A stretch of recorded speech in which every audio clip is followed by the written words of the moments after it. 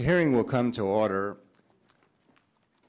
This is the 12th day of our American Energy Initiative hearing, and today we're going to focus on the impact of the EPA's new and proposed power sector regulations and the reliability of the electric power grid.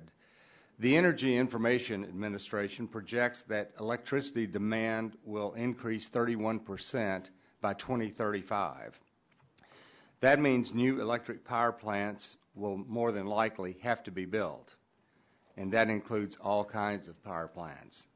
But getting EPA approval to do so was already enough of a challenge before Utility MAC, new source performance standards for greenhouse gases, interstate transport rules, cooling towers, coal combustion residuals, and all the other new and pending regulations were added to the mix. As it is, this administration has brought construction of new coal-fired generation to a near standstill, and things are only going to get harder as additional regulations take effect. At the same time, existing facilities are under threat. EPA's regulations are likely to force accelerated retirements of many coal-fired plants that are still badly needed. Studies from the North American Electric Reliability Corporation and several others estimate serious risk to reliability from these retirements. Add to that the units facing significant downtime as they are retrofit to comply with the host of new regulations, and there is genuine concern whether there will be enough electric generating capacity to meet the nation's growing demand. The impacts of more expensive electricity are bad enough, and alone are reasons to closely scrutinize the many new regulations likely to raise them. But the potential consequences of unreliable electricity on the economy, on the military, and on the lives of the American people are even more disturbing. We need to know the cumulative impact on reliability of all the rules that are in the works in the pipeline, which is precisely why the Train Act, in our view, is so important. This is a serious problem, but I have yet to see serious treatment of it by EPA. The agency has shown insufficient concern over the cumulative burden of its regulations as it moves ahead to implement them. This attitude to regulate first, ask question later, needs to end. Nor is EPA coordinating with the Federal Energy Regulatory Commission, as well as other federal and state level organizations responsible for the reliability of the grid. Needless to say, for EPA to embark on a regulatory agenda that threatens reliability without working closely with FERC and other federal agencies is simply unacceptable. I know that 14 different entities have examined the potential loss of energy producing power, and they range anywhere from almost 80 gigawatts down to 10 gigawatts. And on the preliminary assessment, the lowest prediction of retired capacity was EPA. But the mere fact that we have so many different agencies with such different views on the capacity impact certainly would illustrate that we need better coordination on this issue. And so I look forward today from hearing from the leadership at FERC who are responsible for reliability on precisely what their views are on this issue and how comfortable they feel in assuring the American people that reliability will not be an issue. And at this time, I would like to recognize the gentleman from Illinois. I want to yield, Mr. Chairman, to the ranking member. Okay. We'll recognize the ranking member, Mr. Waxman, California, for his opening statement. Thank you, Mr. Chairman, and thank you, Mr. Rush, for the opportunity to make this opening statement. This Republican House has been the most anti-environment in history, and today's hearing builds on that unfortunate record with yet another attack on EPA's efforts to reduce air pollution. The rules under assault today will improve the health of millions of Americans. The first rule, the mercury in air toxics rule, will prevent up to 17,000 premature deaths each year. The benefits of this rule sharply exceed the costs, by as much as 13-1. The second rule, EPA's cross-state air pollution rule, is also a tremendous victory for public health. Each year, this rule will prevent up to 34,000 premature deaths. In 2014, this rule will cost $800 million, but will produce annual health benefits to Americans of between $120 billion and $280 billion. That's an outstanding return on investment for the American people. Earlier this year, when Republicans wanted to block EPA's climate rules, they said they wanted to clean up other air pollution, just not greenhouse gases. Yesterday, when our committee voted to block air toxic rules for boilers and cement kilns, they said they care about air pollution but denied the health benefits from reducing air toxics, such as mercury. Now they are attacking the cross-state air pollution rule, which controls fine particulates. They ignore the severe effects of particulates on health documented in reams of peer-review studies, and they claim that the rules will force so many coal plants to shut down that the reliability of our electric grid will be threatened. Well, EPA examined this question and found that its rules will result in only a modest level of retirements of older, dirtier, less efficient power plants, and that these retirements are not expected to have an adverse impact on the adequacy of electric generation. EPA's conclusions have been confirmed by several independent studies. In August 2010, the analysis group concluded quote, the electric industry is well positioned to comply with EPA's proposed air regulations without threatening electric system reliability, end quote. And they reaffirmed this finding in a June 2011 report. The Bipartisan Policy Center's June 2011 analysis of the rules also found that, quote, scenarios in which electric system reliability is broadly affected are unlikely to occur, end quote.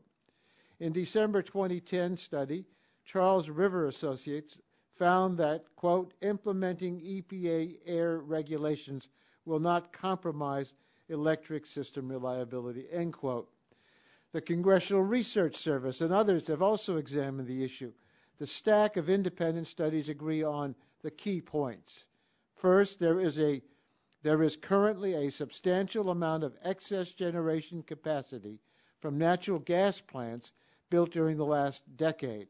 The analysis group found that the electric sector is expected to have over 100 gigawatts of surplus capacity in 2013. That's much more capacity than anyone has suggested might retire as a result of EPA's rules.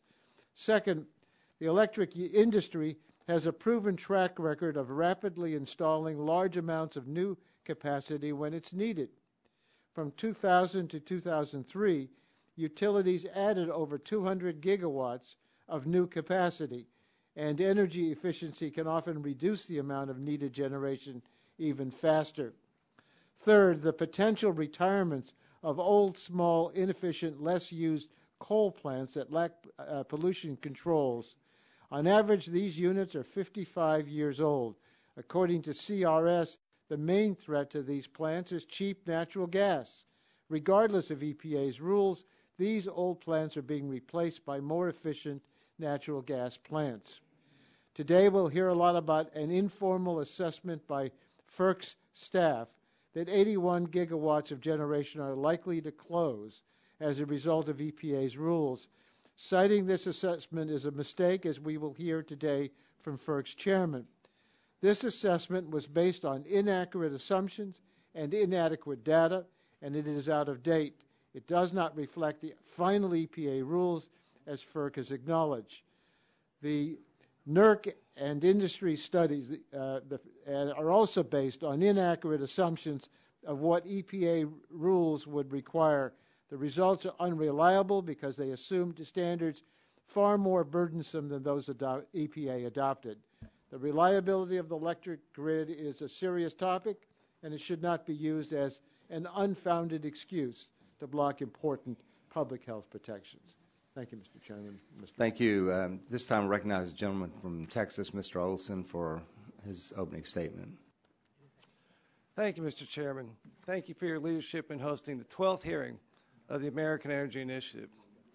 When the Obama administration's Environmental Protection Agency blindsided Texas by including it in its cross-state pollution rule at the last minute, Texas utility companies warned that the decision would lead to a shortage of electricity, layoffs, and higher energy prices. That was over 2 months ago. The EPA went full steam ahead with its rulemaking, despite these concerns, and now we've learned that Luminant, the largest power generator in Texas, will close Texas lignite mines, idle 2 power plants, and lay off 500 people. Luminant is one of the latest victims of an agency that is out of control.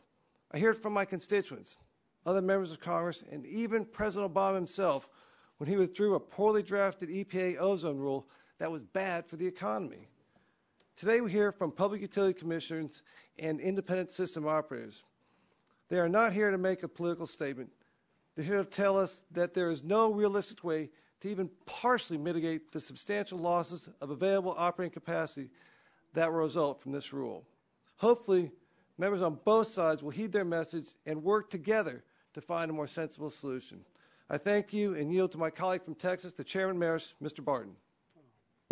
Thank you, Mr. Olson. I want to welcome the FERC commissioners here. I think it's been a while since we've had all 5 of you, so glad to have you. It was interesting to me listening to Ranking Member Waxman.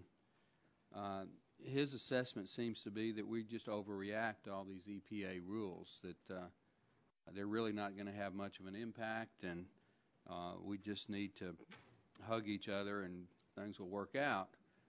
Well, you folks are an independent agency, and EPA says all their rules might require 10 megawatt retirement. You say, I think they say 10. You say 131. Well, that's what? That's quite a difference. Even if you split the difference, it's still approximately 70 megawatts. That's a lot of power. As my friend Mr. Olson just pointed out, this cross-state air transport rule that the EPA popped on us a month or so ago is going to cost a minimum of 500 jobs in my district, probably another 2,000 jobs that are directly impacted.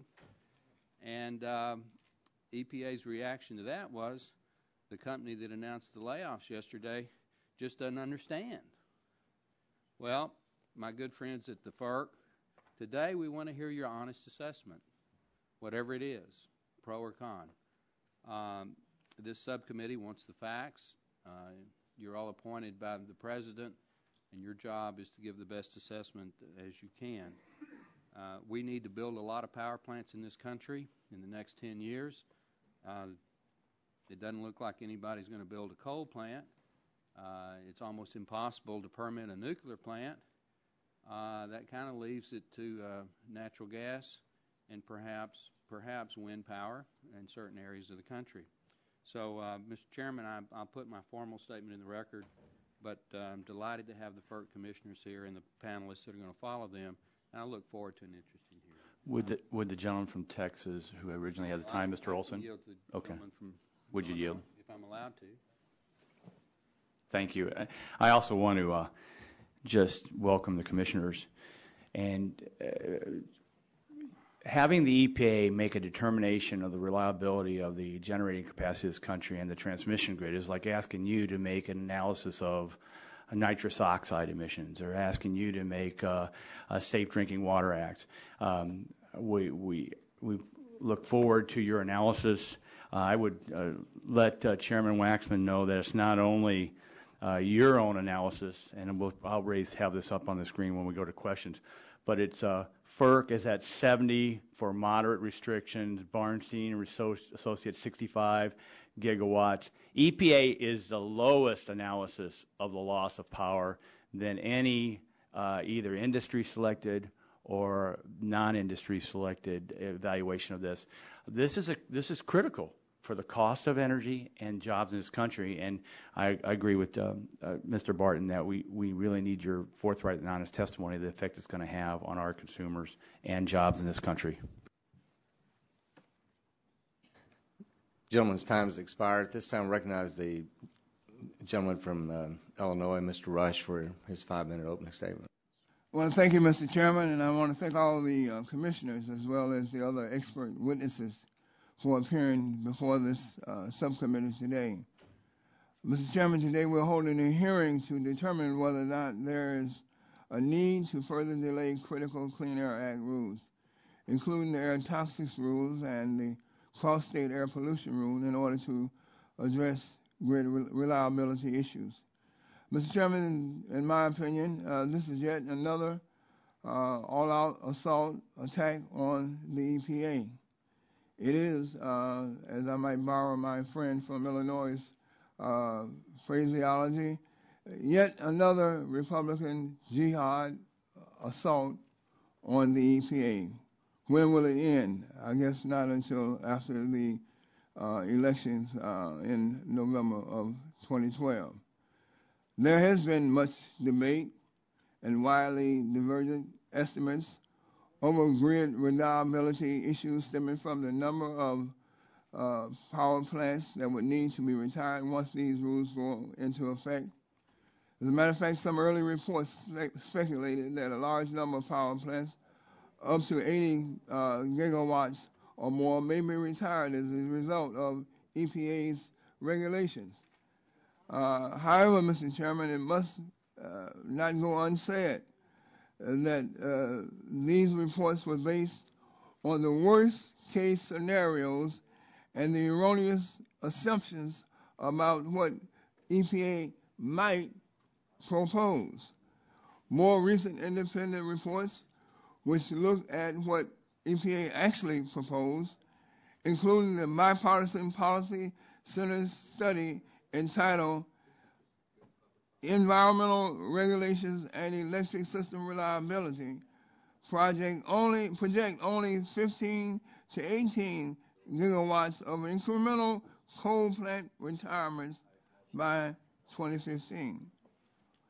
This represents less than 6% of total coal-fired capacity and less than 2% of total generating capacity.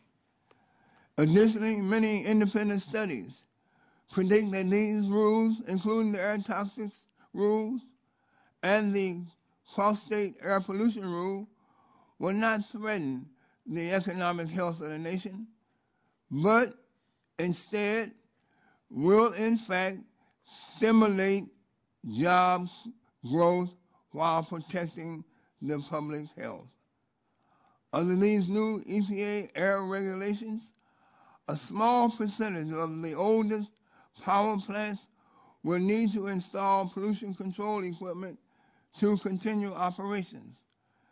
The capital investments in pollution controls and new generation will create an estimated 1.46 million jobs, or an average of 290,000 year-round jobs between 2010 and 2010. Job stimulation, in any way you want to look at it. Due to abundant, low-price domestic natural gas supplies and regular electricity demand, some electricity generators may elect to retire the old, inefficient plants rather than invest capital to install pollution controls. It's not a bad thing. It's a good thing. A new report from PJM Interconnection, the nation's largest transmission operator, says system reliability is not threatened by coal-fired power plant retirements spurred by new EPA rules, despite the coal industry's claims that the impacts could be severe. I have, Mr. Chairman, and I want to insert in the record a letter from Dynegy for a Houston-based coal-fired power company which supplies the Midwest independent systems operator in Illinois and who is supportive of the EPA's rule. Without objection. The Congressional Research Service found no evidence of the majority's predicted train wreck, but instead found that the primary impacts that the EPA rules will be on the coal-fired plants more than 40 years old that have not installed pollution controls. Many of these plants are inefficient and they should be replaced, and they are being replaced regardless of EPA's rules. Additionally, a Charles River Associates report concluded that the electric system reliability can be maintained while improving public health through coal to gas conversion, new gas-fired generation, expansion of load management programs, and established market and regulatory safeguards. So, Mr. Chairman, I join with you and the rest of the Republican jihadists. I am very eager to hear the testimony from the FERC commissioners, as well as other witnesses here today, over whether the industry, the EPA, and other federal and state agencies have taken practical steps to plan for the implementation of these rules and have adopted approaches to ensure the electricity industry can comply without threatening electric system reliability. Mr. Chairman, I thank you, and I yield back the balance of my time. All of it. At this time, before we go to the testimony, I would like to recognize Mr. Gardner for the purpose of requesting putting into the record some documentation. Thank you, Mr. Chairman. And I would ask that a letter from Tim Scott regarding this hearing be submitted to the record. Do you unanimous consent? Without objection. Thank you. At this time, I also want to welcome the FERC commissioners. We appreciate very much your taking time to be here. We're sorry for the delay this morning. We have with us today the chairman of the Energy Regulatory Commission, the Honorable John Wellinghoff, also Commissioner Philip Moeller, Mark Spitzer, John Norris, and Cheryl LaFleur. And at this time, Chairman Wellinghoff will recognize you for your 5-minute opening statement, and then we'll just go down the line. Thank you. Thank you, Mr. Chairman and members of the committee. Appreciate the opportunity to be here and testify before you today. Electric reliability and environmental protection are both important to this country's future. The issues are related as, for example, regulations that the EPA recently finalized or is considering will affect the operation of some electric generating units. With sufficient information and time, the electric industry can plan to meet both its reliability and environmental obligations. Most notably, existing planning authorities with developed modeling capabilities have or could obtain all the necessary data and tools to analyze the potential local and regional reliability impacts stemming from the EPA regulations. These planning authorities provide the appropriate forums for addressing this issue. Some are already taking steps to account for implementation of these EPA regulations. For planning authorities to conduct these analyses, they need early notice of retirements to accurately identify and address reliability issues. The Commission also has a role to play with respect to electric reliability. In general, the Commission has used its existing authority in the past to protect reliability. To this end, the Commission has overseen the establishment of mandatory and enforceable standards that protect the reliability of the bulk power system. Looking forward, the Commission does and will, for example, review studies to determine the changes that occur due to changes in mix and location of resources in a region, as well as planning-related proposals that account for implementation of these EPA regulations. The Commission also can and will share our staff's expertise with the EPA when appropriate. Commission staff has had numerous consultations with EPA staff on issues related to these EPA regulations, including informal assessments that each has conducted. Commission staff's informal assessments of generator retirements is inadequate to be used as a basis for decision making. More generally, it is important to recognize that although the Commission is well suited and able to perform its statutory duties, including those with respect to reliability, it does not possess either the data nor the models necessary to replace the industry's individual and collective planning processes in addressing the potential local and regional impacts of these EPA regulations on electric reliability. That completes my summary of my testimony. Thank you, Mr. Chairman. Thank you. Mr. Moeller, you're recognized for 5 minutes. Thank you, Mr. Chairman and Ranking Member Rush, members of the committee. It's a pleasure to be here today. Thank you for inviting us to testify and your interest in this matter because it's of great importance to the nation. At FERC, our statutory interest in this is primarily having to do with bulk system electric reliability, as that's the responsibility that you gave us in 2005 under Section 215 of the Federal Power Act. But we also have an interest in policies that can affect rates because of our statutory direction there as well. I believe this nation can retire a significant amount of existing generation. In fact, nearly all of our existing generation will be retired and replaced within the next 40 years. The key questions are which plants are going to be retired, where are they, and what is a manageable time frame in which to retire them. And retiring a significant amount of existing generation within a short period of time, though, does have cost impacts. And so while there will be health benefits to closing certain plants, there are also consequences to rising electricity rates. Now, one common assumption is that many of these coal-fired plants, especially the baseload ones, will be replaced with new generation fueled by natural gas. But that assumption is based on the fact that we have new domestic supplies of natural gas, largely from shale deposits, that have been keeping prices in a moderate level and appear to be a moderate level going out in the futures markets. But if there are legislative or regulatory efforts to restrict this new supply of gas, the price of shutting these coal plants will rise significantly.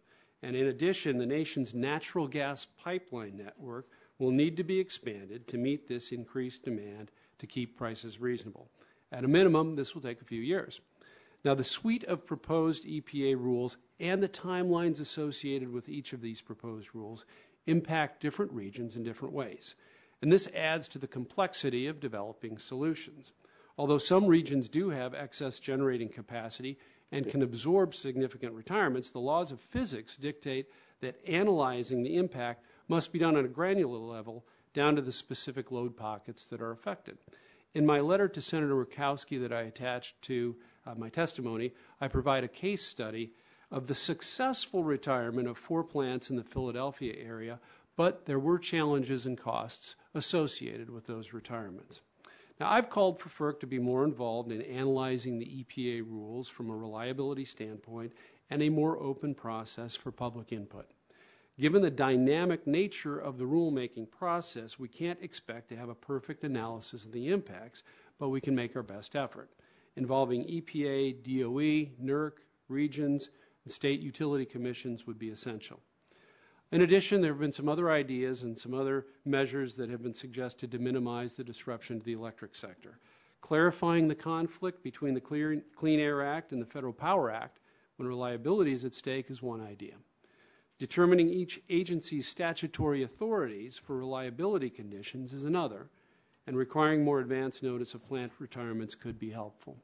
Again, I appreciate the chance to testify before you, your interest in this issue, and I look forward to answering any questions you may have. Thank you, Mr. Moeller. Mr. Spitzer, you're recognized.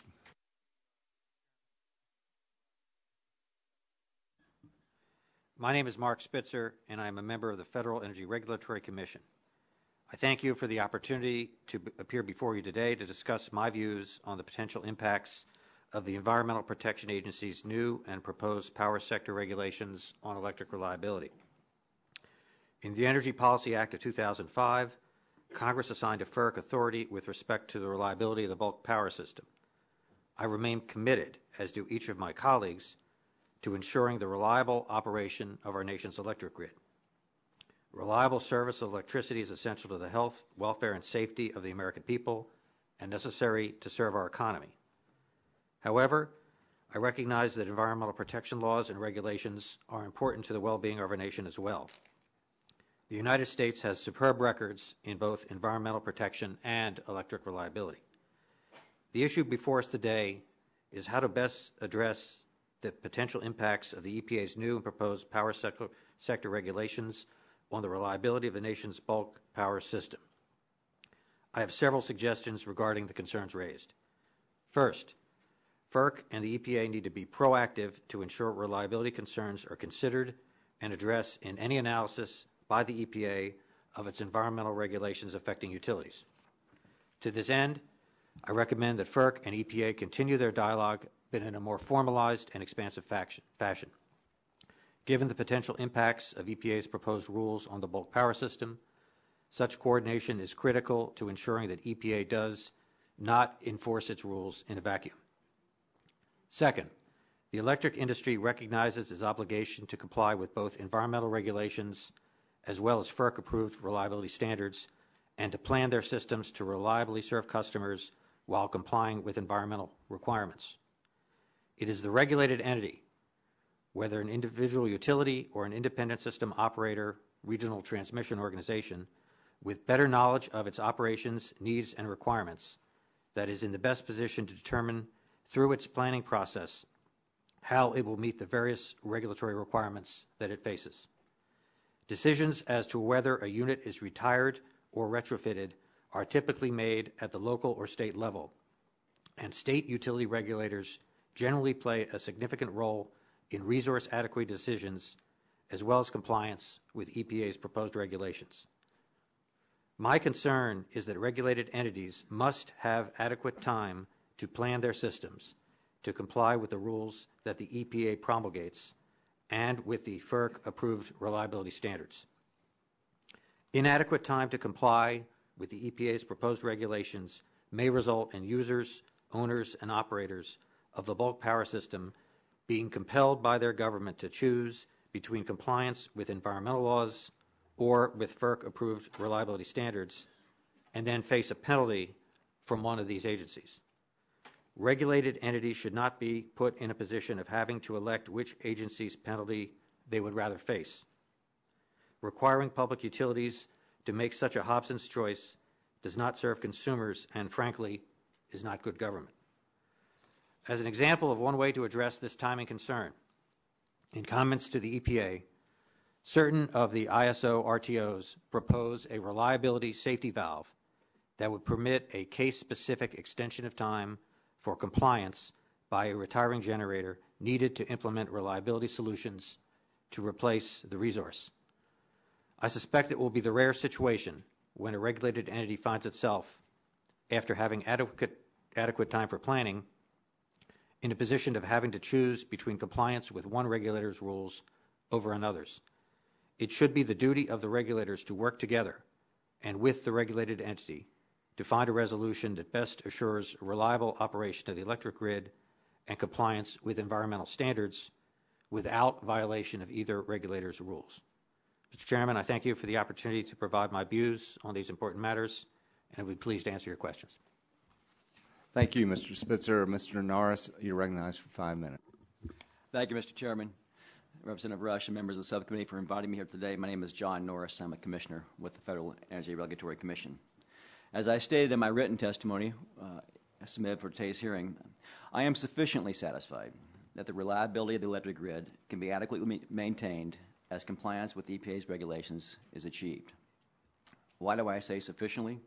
Because frankly, I don't think we can ever be totally satisfied.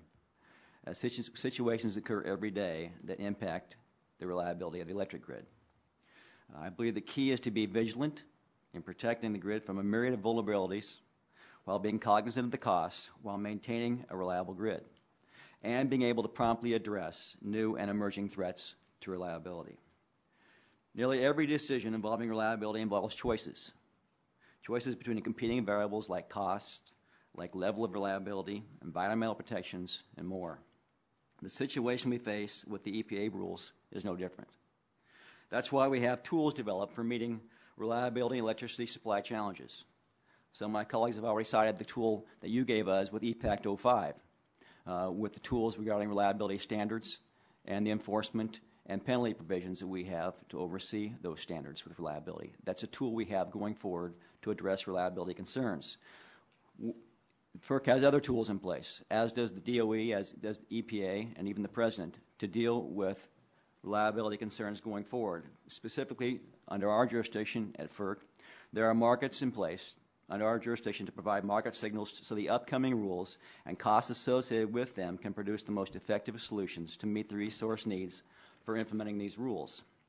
These markets have fostered the development of new capacity resources, demand-side resources, new technologies like energy storage, and more that currently are meeting our needs and will in the future. I have confidence these same markets will enable us to address the resource needs as a result of the EPA rules. That's not to say there will not be challenges, and we may need to adopt new market rules to deal with situations that arise for specifically addressing what the reaction or the impact of these EPA rules. But that is not a new or a reason to delay the rules. The transmission planning regions and processes under FERC's jurisdiction that we have established with Rule 890, Order 890, and in the recent Order 1000 have put in place tools needed for transmission planning so that resources are there to address these types of challenges. There have been numerous studies conducted regarding the impact of the EPA rules and the impact they may have on resource adequacy and reliability. The biggest takeaway I have from these studies is there is a wide range of potential outcomes, and a wide range is driven by many different scenarios the studies have studied for the many possible rules EPA may determine or may make final. But all of these studies reach the conclusion that there will be adequate resources available. The challenge is, how do we make sure we apply the tools we have, which we do every day, in addressing reliability? The studies also revealed there are a number of factors outside the EPA rules that are changing the makeup of our electric generation today, largely driven by the market and largely driven by low natural gas prices, as multiple studies have indicated. There's a transition occurring. We have a tremendous amount of our generation fleet today. Unfortunately, I like to say, unlike you and I, we can handle being members of AARP, but I'm not sure our electric fleet should be. We have an opportunity in this country to make a more efficient electric generation fleet to serve our needs going forward. This just presents another challenge of how we change that fleet out. But it's happening right today, irrespective of these EPA rules. With the marketplaces we have in place to make this transition most efficiently, and what's already happening in the marketplace with the natural gas and the change out of our generation, this is an opportunity to address health concerns and make our energy system more efficient for a more efficient economy in the future. We should not shy away from it. I don't think another study about potential outcomes or different scenarios will add to our ability to address reliability.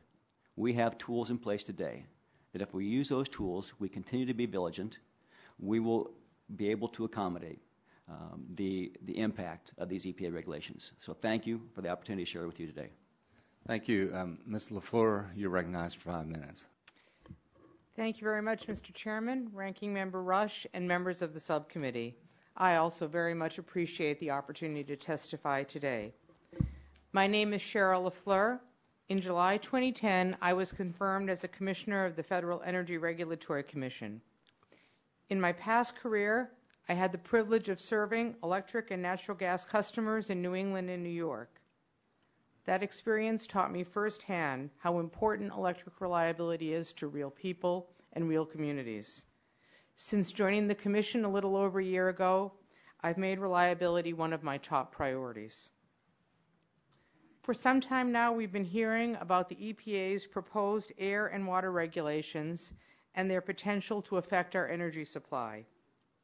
Although not all of the regulations are final, I believe it's important to consider them as a package when assessing their potential effect on reliability.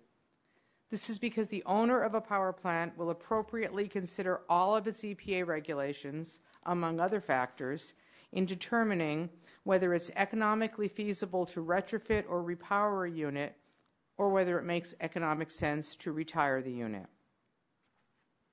Should the owner of a power plant decide to retire a unit because the unit cannot be economically retrofitted to meet the new EPA regulations, it must notify the state and regional planning authorities of its decision.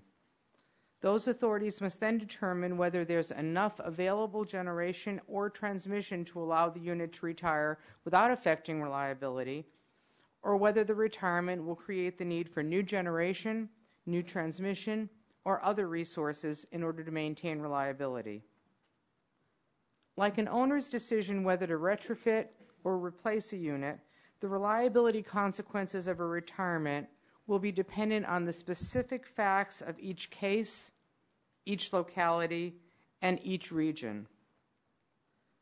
While the EPA regulations are not expected to affect our overall resource adequacy as a nation, they may present reliability issues in particular localities or regions. In some regions, conditions may be such that a retirement or several retirements related to the new regulations will not create a reliability concern. In other areas, the retirement of even a single unit may create the need for an alternative. In this regard, I believe that for studies about the potential effects of the EPA regulations to have the most accuracy and predictive value, they must be conducted after the regulations are final and unit owners have decided whether to retrofit or retire. Studies under these conditions don't necessarily require the extensive number of assumptions required for nationwide analysis that are driving all the different numbers we have now, and are more likely to really drill down on the local and regional issues that we really need to face. If a retirement does create a potential reliability issue, the owners and the planning authorities must determine what resources will replace the unit and how long it'll take to bring the new resources online. Given the long lead time for certain types of resources, there may be a gap of time when a replacement facility is not yet available, but the retiring unit is no longer compliant with the new regulations. In such cases, a time-limited waiver of EPA regulations may be needed. In other cases, a reliability must-run contract under the authority of the Commission may also be needed to allow the power plant to operate within certain discrete parameters for a defined period of time. I believe that any waivers or flexible solutions must be targeted and discrete. Specific reliability analyses at the local and regional level are much more meaningful than all the nationwide estimates that are floating around. The circumstances of each retirement and the need for replacement are fact-specific. I do not support a blanket delay of EPA regulations, but I will certainly champion specific extensions where needed for reliability. I believe that the EPA should and that the EPA does understand the need to be flexible in specific cases. Because of our jurisdiction over regional transmission, utility rates, and reliability standards, FERC should be actively involved in these issues when they arise. I believe we can play an important role in discussions among regional planners, NERC and the regional reliability entities, utilities, states, and the EPA. I think it would be helpful for FERC to sponsor a workshop or series of workshops that bring together all these stakeholders to discuss the regulations and, as Commissioner Norris said, the tools we have at our disposal to meet them. For example, FERC can examine and approve market rules designed to facilitate reliability and designed to increase the notice that planners get when retirements are happening. I'm confident that we as a nation can ensure that the EPA's proposed air and water regulations do not adversely affect reliability, provided there's coordination and flexibility in their implementation. Thank you. Thank you, and thank all of you for your testimony. Ms. LaFleur, you made the comment that you thought it would be useful to have a workshop and bring in interested parties to maybe better coordinate or look at this issue of reliability in a more comprehensive way. Is that correct? Yes, and to look at the tools, to make sure we have all the right tools in our tool chest. Yeah. Mr. Wellinghoff, do you have any plans to have a workshop like Ms. LaFleur is discussing? I don't have any plans at this point in time. We've had a number of discussions with the planning authorities. They come into FERC all the time and have discussions with them about the tools that they have available to adequately address the EPA proposed regulations. Talked to actually David Owens the other day from EEI about this issue of a workshop. He didn't feel that was something that would be necessary from an industry perspective, so I haven't seen a need for it at this point in time. Are there any other commissioners that believe that a workshop like Ms. LaFleur is talking about would be useful? Mr. Moeller? Well, I've been in favor of it because I think we can get some of these issues out there. We can talk about some of the reliability implications that need to be drilled down, and I can go into more detail if you'd like. Yeah. Mr. Spitzer? Mr. Chairman, I'm certainly respectful of Commissioner LaFleur's effort to get more discussion. My view would be I'd rather have that take place before the rules become final, so that we're not dealing with a done deal that's unable to it makes it more difficult to deal with a final rule as opposed to during the planning process of the promulgation of the rule. Mr. Norris? Thank you. As I said, another meeting, another study with multiple scenarios on the table really doesn't, in my mind, get us anywhere. The analysis should be, do we have the tools available? I believe we have tools available now. Once we know what the rules are, we see what the impact is going to be, and see what the impact is, in fact, in motion, then a workshop would be useful to say, is that tool right, or do we need to change that based on what we're seeing happening in the marketplace, what we're seeing happening with plant retirement decisions? But to have a meeting now would be, in my mind, be like another one of the studies. We need to have I think a workshop following the implementation of the rules to make sure we're watching this. We're being vigilant about how reliability is being impacted. What may be a very productive outcome. Well, you say that you have the tools available, and yet Mr. Wellinghoff in his testimony talked about that he felt like the best entities to really look at reliability, because he said he did not have adequate resources, was the utilities and other entities.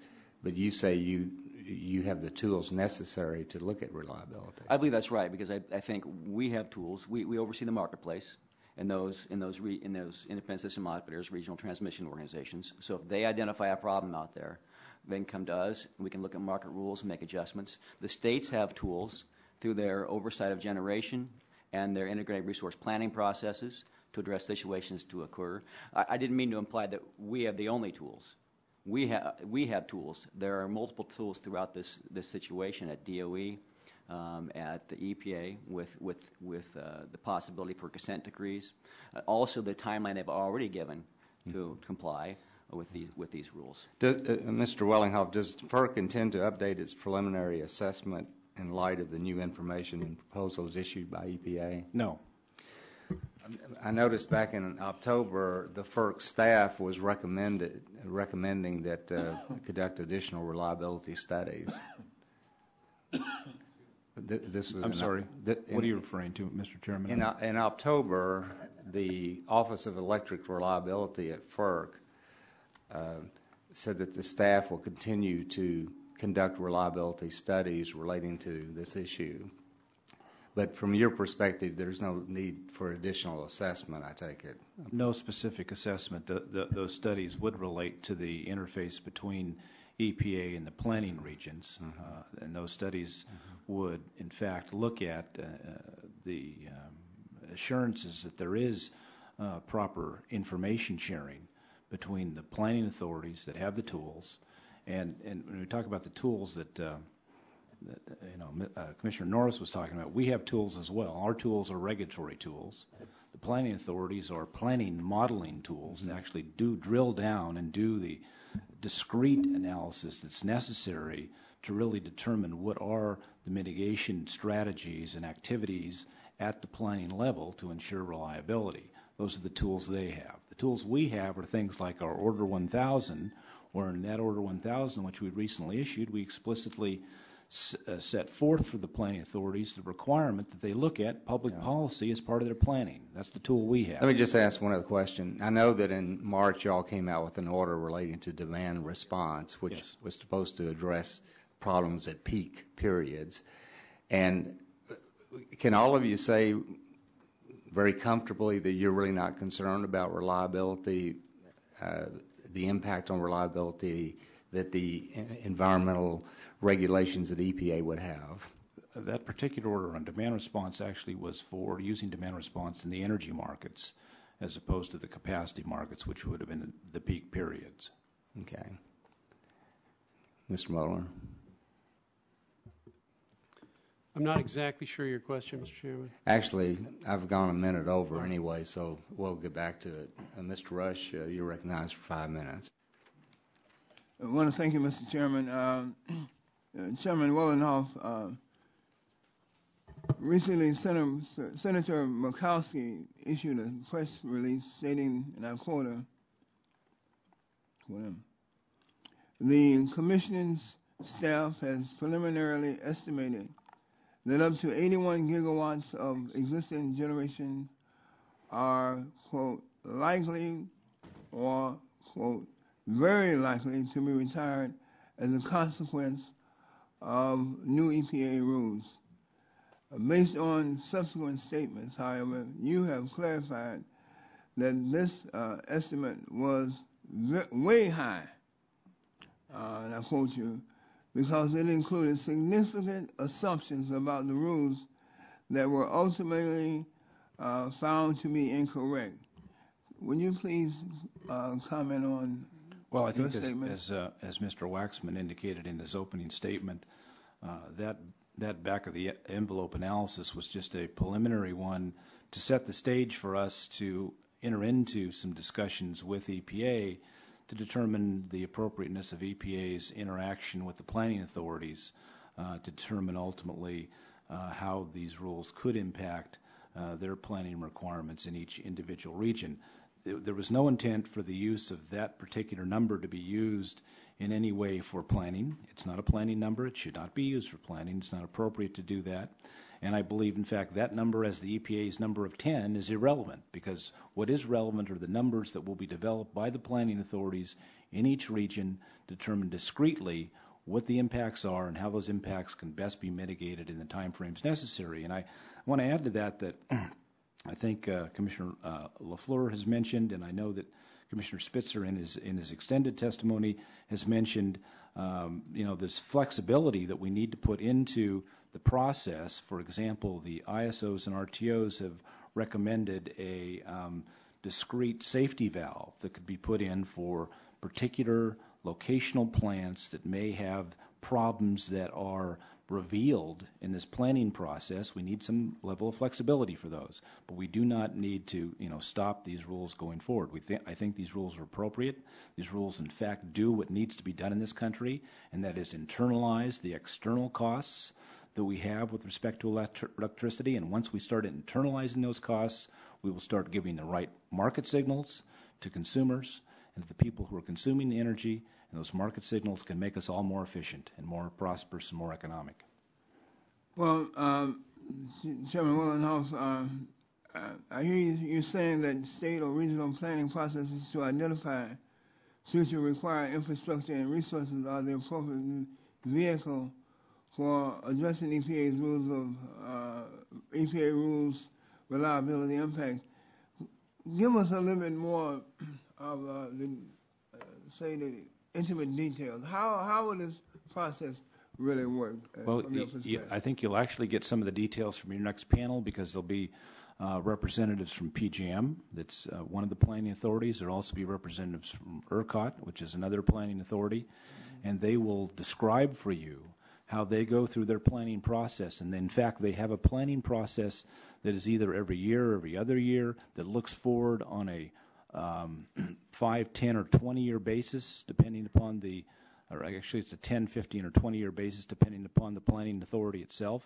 And so they are very well equipped with discrete models that are specific to their region, that take data from all the resources in the region, including the power plants, transmission lines, and the demand-side resources, and determine through that analysis on an ongoing rolling basis what is needed with respect to ensuring reliability in their particular regions. Now, we oversee that, but it's not our job to do central planning. We don't think we should be in the business of central planning. Sorry for interrupting, but my time has come to a close, and I have a question for all the commissioners. Are all of you familiar with the recent bipartisan CRS report concluding that the primary impact of EPA's rules will primarily impact smaller, older, inefficient coal plants, many of which are uneconomic regardless of EPA's rules.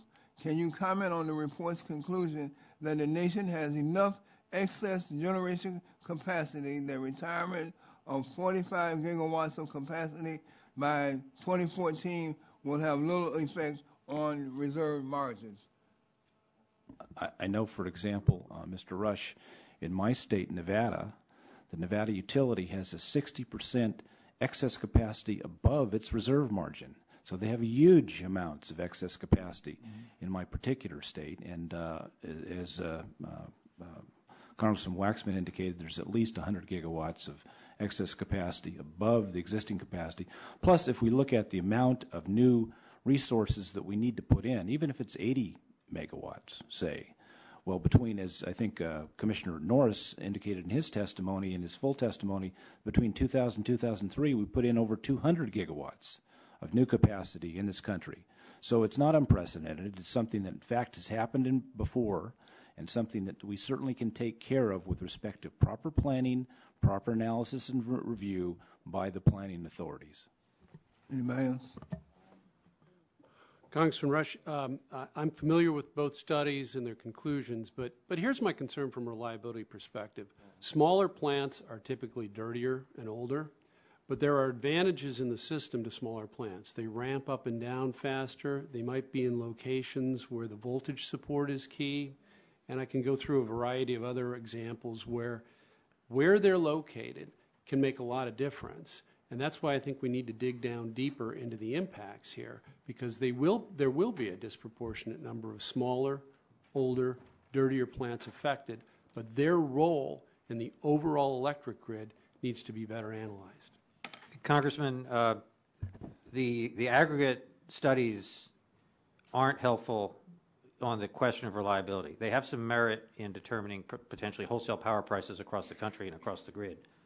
But as my colleagues have all pointed out, location matters in electricity, and a substantial excess capacity in Nevada may not help the folks in Arizona, where I come from, if 3 coal plants that have issues disappear from the grid. So it's the local impacts that are serious, and that's why we're so interested in working with the local planning authorities, because FERC, as you doesn't have the authority with regard to demanding retirement or construction of plants, and that was expressly reserved away from us in EPACT 05, Section 215 of the Federal Power Act. So we're more concerned with the local impact on reliability as opposed to some of these aggregate macro studies. Mr. Rush, your time's expired. 2 minutes and 30 seconds. This time I recognize the gentleman from Illinois, Mr. Shimkus. Thank you, Mr. Chairman. I'm going to be quick. I've got tons I want to cover. First of all, I want to submit for the record the Wall Street editorial that basically says calling for an EPA moratorium. The second line says immediately suspend the Environmental Protection Agency's bid to reorganize the U.S. electricity industry. Actually, I would argue that some of you would like to do the same thing and impose a moratorium on EPA rules, at least until hiring and investment rebound for the extended period. We're in an economic crisis. We need jobs. Put the first slide, please. For 1,000 gigawatts, these are the jobs in these industrial sectors. 500 jobs in the nuclear power industry, 220 jobs in the coal industry, 90 in the wind, 60 in natural gas. When we shutter these plants based upon these EPA rules, and I'm going to argue your negligence, we lose those jobs. And when these locations are in poor rural southern Illinois, they are the primary tax base for local government. So you have a lot on your plate, and I think y'all are being pretty negligent. You are the reliability folks based upon Section 215 of the Power Act, your own mission statement, your Office of Energy Reliability, recent reliability actions that you have taken. Put up the next slide. This isn't a fight against EPA's projection, your projection. These are the other industrial sectors that says these are the powers that are going to be offline if we allow these rules to go. And they stem, on average, you're at 60 gigawatts of power. 60. EPA is at 10. They're doing the analysis of what the reliability and the production of the bulk generating plants are. Just give me a break. Chairman, do you still believe, as you were quoted, and I'd like to submit this for the record, that we may never need any more coal or nuclear power in this country? That we can do this all on green, and that will be our baseload production for the future? That particular statement in context was this. I believe that going forward, the resources that we have in this country include wind, solar, geothermal, natural gas. And your statement says we may not. Excuse me. Reclaiming my time, Chairman. I just wasn't done. I wasn't done. Chairman, that was only half of my fine. answer. I know that's all you want. That's fine. Chairman, only my time. Chairman, it's my time. Half of my answer. That's Chairman, fine.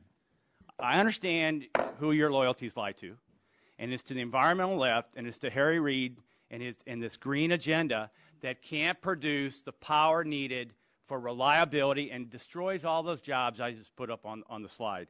Now, you were stated saying no more coal, no more nuclear. That's fine, but you also have your own staff said you can't have a one-to-one replacement. So that was the question of the chairman. Can you have your own staff says you can't have a one-to-one replacement on power generation solely on green power. Now let me go to the EPA. Where I'm really concerned on the negligence here is the EPA in their rule says, in addition, EPA itself has already begun reaching out to key stakeholders. You all are included in that. This is their rule. You're included. But you're saying, no, we're not going to determine this until after EPA promulgates these rules. Now, EPA is asking you to be involved. Actually, the rule says you, NERC, FERC, the Public Utility Commissions, but your own testimony here, especially Mr. Wellinghoff's, Mr. Norris's, Ms. LaFleur says, we're going to do it afterwards. Where does that leave us with after the fact on this debate on reliability? Do you reject that this is in the EPA, in their rule? Mr. Congressman, with all due respect, my testimony is not that we're going to do it afterwards. My testimony is that your statement is that you're going to do it afterwards. No, it is not. My statement is that the planning authorities are doing it now. In fact, PGM was in my office the other day. I'm not talking about planning. I'm talking about you. Point of order, Mr. Chairman. What's the matter, Mr. Rush? I'm getting too close to home. No, point of order. You want to allow the witness to answer the question. I've got the question. You're badgering the witness. I hope I get my time recovered, Chairman. You will establish the quorum of the subcommittee. All right, now listen, Mr. Rush. He has the opportunity to ask questions. He's asking questions. Let me just say something else. You used the word jihadist in your opening statement. I only borrowed that term. And I'll tell you what, I think that is inappropriate. I only borrowed that term from let me tell you something. On your side, Mr. Chairman. I only borrowed that term from my friend from Southern Illinois who used it yesterday, and you didn't. Who was that? Who was that? He knows exactly who it is. My friend from Southern I would Illinois. check the transcript, Mr. Rush. Right. You know, I heard you say it. Well, I would check. Let me just say, these issues are quite contentious. We have very strong feelings about them, but we don't need to use. Let's be courteous to the witness. That's all Let's not use these words jihadist anymore on either side. And now Mr. Shimkus has 30 seconds left, so let him. Yeah, and I'm glad we kept the slide up here. For my friend in Chicago, those job statistics are per generation per 1,000 megawatts, and those are the jobs that are going to be lost. And look at where coal, and look where natural gas is, and look where wind is. And that, I would just ask this question. It is clear in your testimony provided here today and the materials provided by FERC detailing the meetings between EPA, FERC, DOE, that the level of coordination suggested by EPA has not occurred. That's based upon your testimony and your documents. Why has this not happened? And Mr. Chairman, if I could ask each member of the commission to answer that, I'd appreciate it. Yeah, go ahead and answer, please. Thank you. I believe the level of coordination that has occurred between our agency and EPA has been sufficient. I believe that we are continuing to coordinate with EPA and will do so to ensure that EPA can work with the planning authorities, provide them with the data that's necessary to have those planning authorities take into account the EPA regulations and incorporate that into their final determinations to mitigate any impacts with respect to reliability.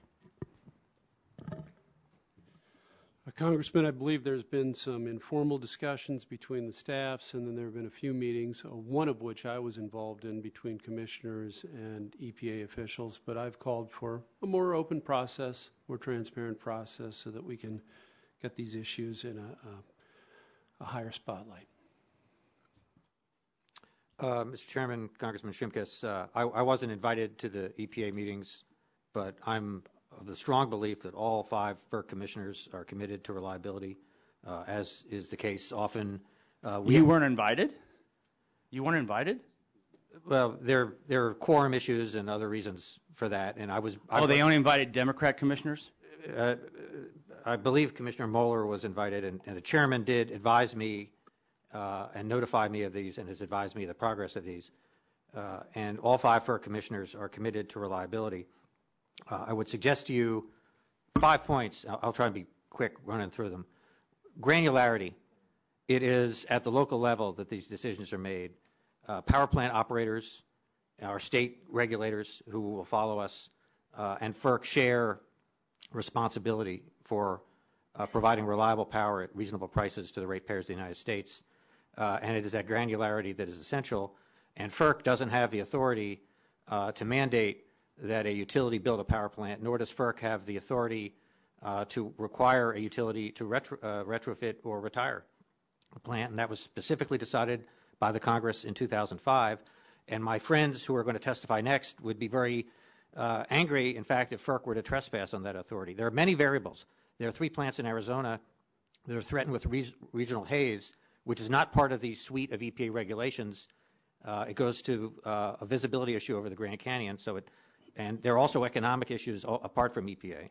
There are timing issues, and I try to discuss in my testimony the need for a safety valve to give more time, and then the fact that they're iterative processes. A one-time freeze frame doesn't do the job, and the planning agencies look in some cases every year, in some cases every 6 months. And then finally, I like all fuels, Mr. Chairman, members. I think there's room for all fuels.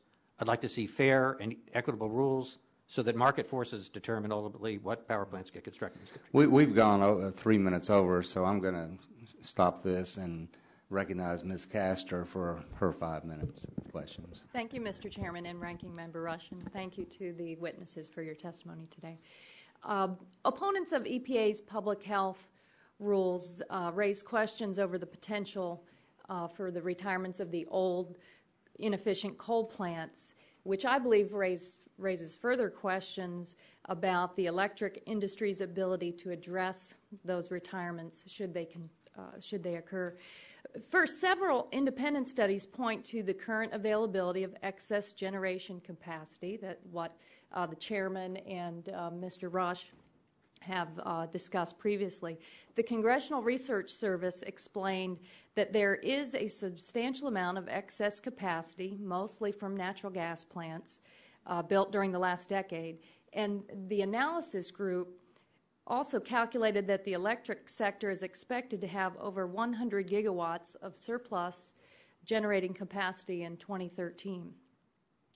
Chairman Wellinghoff, you discussed this a little bit. Do you agree with these independent analysis that everyone should consider plant retirements and the existing excess capacity as we move forward? Well, certainly I agree that the planning authorities, in considering the resource needs for the future in those planning exercises, need to look at not only potential retirements from the EPA regulations, but also the amount of existing capacity that may be in excess in those particular regions, as well as other resources that we are now dependent upon, including demand response, energy efficiency, distributed generation, are all resources that are available within those planning regions. And in fact, resources that we require in our rules now in our Order 890 and in our Order 1000 that the planning authorities consider in doing their overall assessments. I think you're right, because the focus in this resilient energy, the electric energy sector, is not simply on what's happening with the retirement of old and efficient coal plants. It's so much larger than that. In addition to building, monitoring the excess existing capacity, we can also, I think the sector can build additional capacity. The independent analysts also point to the electric industry's proven track record of quickly building new capacity when it's needed. For example, the Congressional Research Service noted that between 2000 and 2003, electric companies added over 200 gigawatts of new capacity, and that's far more than anyone has suggested will be needed to offset any retirements resulting from EPA's rules. And as you mentioned, other options are demand response or energy efficiency measures that could lower the amount of generation capacity that the grid would need. Commissioner Wellinghoff, do you think that this resilient energy, electric energy sector has the ability to respond to potential retirements by building new capacity? You mentioned the reducing demand through energy efficiency and demand response, but what do you think? It has the ability to respond in many ways, and that's ultimately why it's so important for us to get the market signals right. And that's why EPA is doing the right thing by getting the market signals right, by internalizing what are now external costs. If we can internalize those costs in the price, in the ultimate price, then we can find the lower cost alternatives to compete and come into the market and make appropriate substitutes economically. Commissioner Norris, you indicated in your testimony that you've reviewed an array of studies and reports that analyze the potential impacts of EPA rules and steps that can be taken to cope with any retirements. What do you think? Do you believe that we have many options available, excess capacity, energy efficiency, demand response, for the industry to respond to any retirements and maintain reliability? Yeah, that's what I maintained in my testimony. And I can't remember, I think it was Commissioner Spitzer made the point. I think most of the studies indicate we will not have a resource adequacy problem across the country. It could be localized concerns, and that's why I maintain that we have tools to address those local concerns. But we have, and as you noted, the 2000 to 2003 data, the adding of 2,000 gigawatts of new capacity in this country was done in 3 years. That's more than double what the projected retirements might be. I think it's also important to note, in fact, I'll draw this as an example. When I was chairman of the Iowa Public Service Commission, I believe it was 2007, it might have been 2008, I voted to approve a generation certificate for a new coal plant.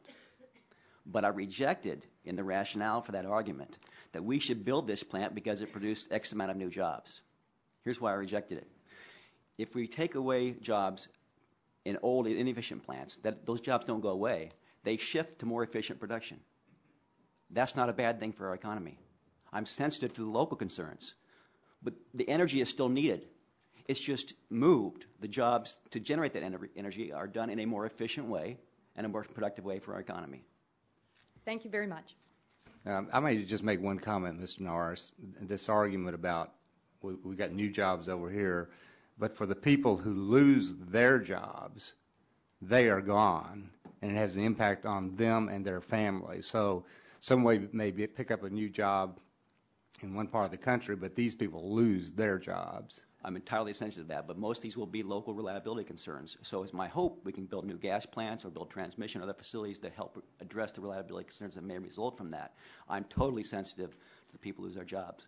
Our economy changes a lot, though. We shouldn't hold back any efficiency, though. Efficiency. And I don't think that's good for the economy as a net. Ms. McMorris Rogers, you're recognized for 5 minutes. Thank you, Mr. Chairman, and thank you, everyone, for your testimony and for being here today. I come from eastern Washington, the Pacific Northwest, where the majority of our base load is reliable, renewable hydropower, and I recognize that a lot of the rest of the country does not have the hydropower facilities and relies heavily on traditional fuels such as coal for their base load. I'm concerned about the EPA regulations and the potential to eliminate 131 gigawatts of base load power, with the assumption that there will be a one-for-one replacement with renewable sources. And what we're trying to work on is amending the implementation timeframe for many of these EPA job-crushing regulations and give energy producers the ability to meet the achievable standards in a reasonable timeframe. What I'd like to ask, where I'd like to start is with Commissioner Mueller and Commissioner Spitzer. I think back to when I was first elected to Congress in 2004 and the cost of natural gas at that time and the concern that it was going to be going up in cost. And I'd like to just ask, are there reliability concerns associated with becoming over-dependent on natural gas to generate electricity? And what are the advantages to having a diversified source of energy? Thank you, Congresswoman. As Commissioner Spitzer said, and as I said in my written testimony, I'm fuel neutral. I think we need all fuels. I'm a particular believer in hydropower, as you know. And we have to be concerned about becoming dependent on any source of fuel.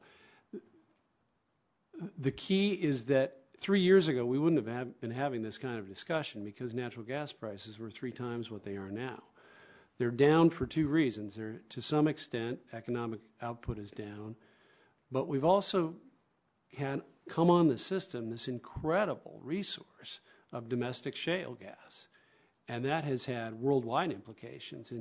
And if you look at the futures markets, which could be wrong, we're looking at a decade or so of moderate natural gas prices. Of course, that can change. But for this gas to take the place of coal and baseload generation, you're making that assumption that it will stay at a moderate price, and we'll also have to expand the pipeline network in this country. And that is not done overnight. It can be done. I think our staff in the Office of Energy Projects does an excellent job of certificating projects in a safe manner, but it takes time. And I think you'll have utilities and other entities testify to that effect. Mr. Chairman, Congressman, natural gas is a wonderful success story for the ratepayers of the United States, and it happened when the market's signals sent price signals and new technology emerged, the horizontal drilling and the fracturing. That was a wonderful technological innovation, but we needed transmission to get the natural gas to the load centers. And FERC, during my tenure, has cited more miles of interstate natural gas pipelines than any time in the history of this country, as well as natural gas storage facilities. So it was a combination of government working to put in infrastructure, steel on the ground, market signals, and technology that created a great resource. I share your concern about over-reliance on one particular fuel. I think we need all fuels, and obviously there's concern among those in the gas-producing sector that there may be potential political or regulatory backlash towards their fuel, but there's room for all fuels. A final point, and the reason I'm so concerned about the issue of forcing a generator to serve 2 masters, FERC's authority under Section 215 of the Federal Power Act to impose reliability penalties and potential EPA penalties is I share a trait in common with a former member from your district who represented your district. For 25 years, I was a tax lawyer representing taxpayers against the IRS. And there are some entities that are quite capable of conducting litigation against the federal government, but for other entities, it's a very daunting task. And it fills many with trepidation. And so I think for the reasons I stated in my testimony, it behooves both regulators to do everything they can to avoid creating this Hobson's choice where you find yourself in violation of one rule or another. And I'm confident we can do that. Thank you. I have another question. Would the two of you describe some of the sunk transmission costs consumers are left paying when a power plant retires prematurely? Sunk transmission costs would probably be determined on a very locationally specific matter. I think another concern would be that if, again, you have a smaller plant, say between 2 larger towns, that is needed for voltage support of the system. It doesn't put out a lot of energy, but it puts the right amount of voltage support in. That would have to be replaced perhaps by more expensive and expansive transmission build-outs or another power plant in another place. That, I think, may even be a more significant cost than the sunk transmission cost. Mr. Chairman, Congressman, Congress has recognized the need for transmission and authorized FERC to pursue transmission aggressively in many forms, and that certainly steel on the ground is important. But the hypothetical you allude to about potential sunk costs, I think, highlights the need for granular and iterative analysis by the state commissions, who you'll hear from the planning authorities, and from the generators, who, through various opportunities to retrofit or repower power plants, can make economic decisions based upon market forces. This time we'll recognize the gentleman from Washington, Mr. Inslee, for 5 minutes. Thank you. I am concerned about this GOP effort, not just for issues of public health, but because I think it will adversely impact job creation in the United States. And this is a job-killing effort by the GOP in an effort to hang on to some old, inefficient economic activity rather than to create thousands of new jobs that would be associated with making our economy more efficient and more healthy. And I think the evidence is quite powerful in that regard. I would point to a study that our next witness, Susan Tierney, Dr. Tierney, will talk about, suggesting that between 2010 and 2015, capital investments in pollution controls and new generations will create an estimated 1.46 million jobs, or about 291,577 year-round jobs on average for each of these 5 years. Transforming to a cleaner, modern fleet through retirement of older, less efficient plants, installation of pollution controls, and construction of new capacity will result in a net gain of over 4,254 operation and maintenance jobs across the Eastern Interconnection. The largest estimated job gains are in Illinois, 122,695, Virginia, 123,014, Tennessee, 113,138, North Carolina, 76,976, and Ohio, 76,240. Every single one of those jobs is at risk because of this wrong-headed, archaic, backward thinking of the GOP to think that we live in a static economy that doesn't create jobs when we go through transition. And this transition to a healthier United States is not just based on breathing or cardiovascular activity. It's based on job creation for thousands of new jobs. And this is an attack on jobs in my district, in my state. I'll just mention some of them. In Moses Lake, Washington, we make solar, the substrate for solar cells, largest manufacturer in the Western Hemisphere in Moses Lake, Washington. This bill is an attack on those jobs. In Seattle, Washington, we're making efficiency improvements. In Spokane, we have a company called Itron that's making products for the smart grid that's more efficient so we don't waste as much electricity. This bill is an attack on those jobs because it allows the continued pollution that damages our health and retards the creation of thousands of new jobs in these new industrial sectors. So this bill is a job-killing bill on a net basis. Yes, there is dislocation associated with any transition, but we've got to understand that we have as many jobs to gain as we have to lose if we play our cards right. And some of these rules, as contentious as they are, recognize the value of new technologies. So I want to note this seems to be some discussion that the only jobs that count are at one coal plant in a Midwestern state. There's jobs all over the country that are at stake in this regard that will be lost if this bill becomes law and we stop the creation of all of these new jobs. And by the way, it's not just in the high-tech field. In my state, we have steel workers, iron workers, carpenters, laborers, and longshoremen in the production of these new jobs. Just look at one wind turbine that goes up, and we've had a huge expansion of wind power in the state of Washington. One wind turbine, we ship stuff in, a longshoreman's got a job. Driving it up to Eastern Washington, a teamster has a job. Putting it up, a laborer, a carpenter, and an iron worker have a job. Stringing the wire to the wind turbine, an IBEW member has a job. Those jobs are at risk when we say that we're going to leave these old, dirty, polluting unhealthy things at risk. And that's what it's at risk, and that's why I'm opposed to this effort, besides the fact that we've got folks that want to be able to breathe. Now, that's much more of a statement than a question, but if any of our panel would like to comment or criticize that statement, I'd be happy to allow them to do so. There are no takers, and thank you for your agreeing totally with my position, I think. Thank you for that wonderful statement. Mr. McKinley, you're recognized for 5 minutes. The congressman sure left the door wide open. Hopefully he'll close it. Yeah, there are just so many things to go on in these 5 minutes. Let me just address that one issue that was just brought up.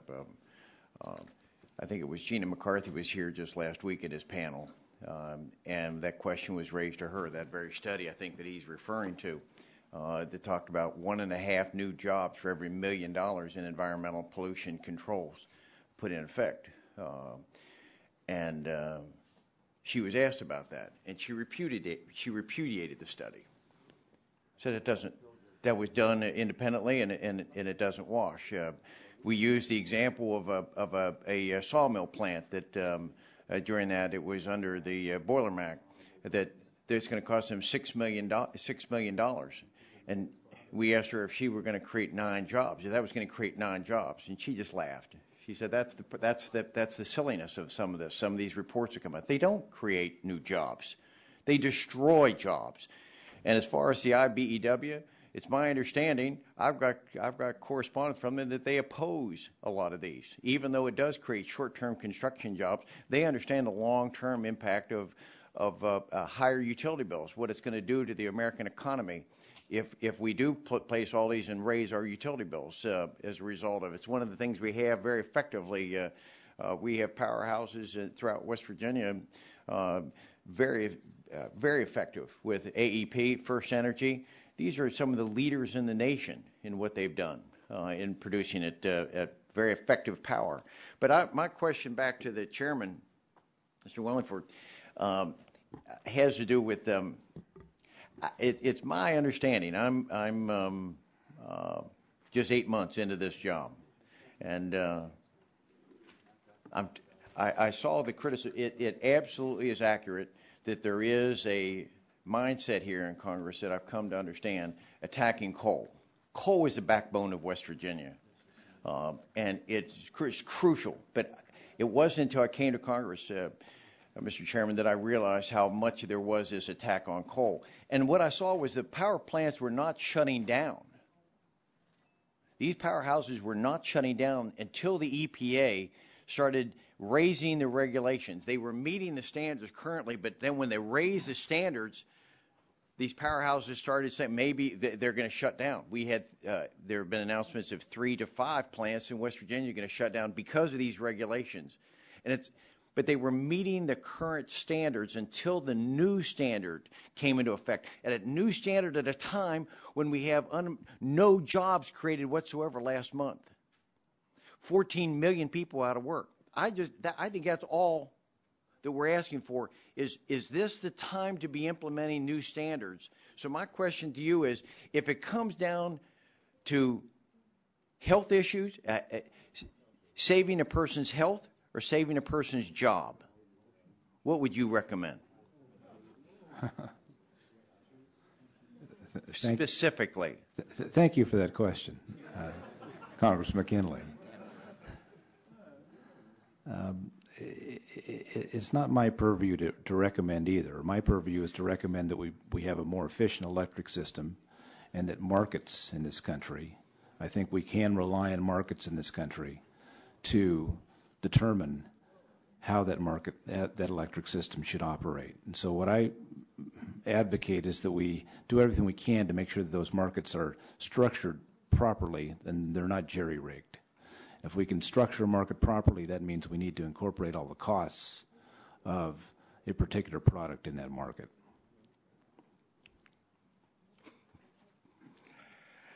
This is about evasive of all the other panels have been when I've asked those questions. But I appreciate it's not your responsibility, but it's something we face. And I'm not in the health industry. I'm not in the coal industry. But it's a job that's been thrown to me is to try to make a decision. You hear the things that we're challenged with, the remarks earlier today that this is a jihad. That kind of incendiary language has no place in this. This is why America is rejecting the discourse here we have in Congress when those kinds of comments are getting made. I don't want us to be portrayed as being pro-pollution, that I'm polluting the water, I'm putting mercury into the water and the air, that I'm trying to kill children, I'm trying. I want to have an open dialogue where we can have these kinds of discussions, because that's the decision we have to make. Is not emotional but scientific based. I happen to be an engineer in Congress, and I hope we can use our science to make these decisions rather than emotion. Thank you very much for your testimony. Thank you. Thank you. At this time, I recognize the gentleman from California, Mr. Waxman. Thank you, Mr. Chairman, and I want to thank Mr. McKinley for his last comments. I fully agree with them, and I look forward to working with him to reduce some of the rhetoric and see if we can work together. Chairman Wellinghoff, some members of the committee and several of the witnesses in their written testimony are citing the FERC staff's informal assessment of the potential impacts of EPA rules as evidence that 81 gigawatts of coal generation is likely or very likely to retire. It's important for members to understand what the FERC staff was trying to do, how they did it, and the serious limitations of the informal assessment. The FERC staff who worked on this informal assessment briefed the committee staff.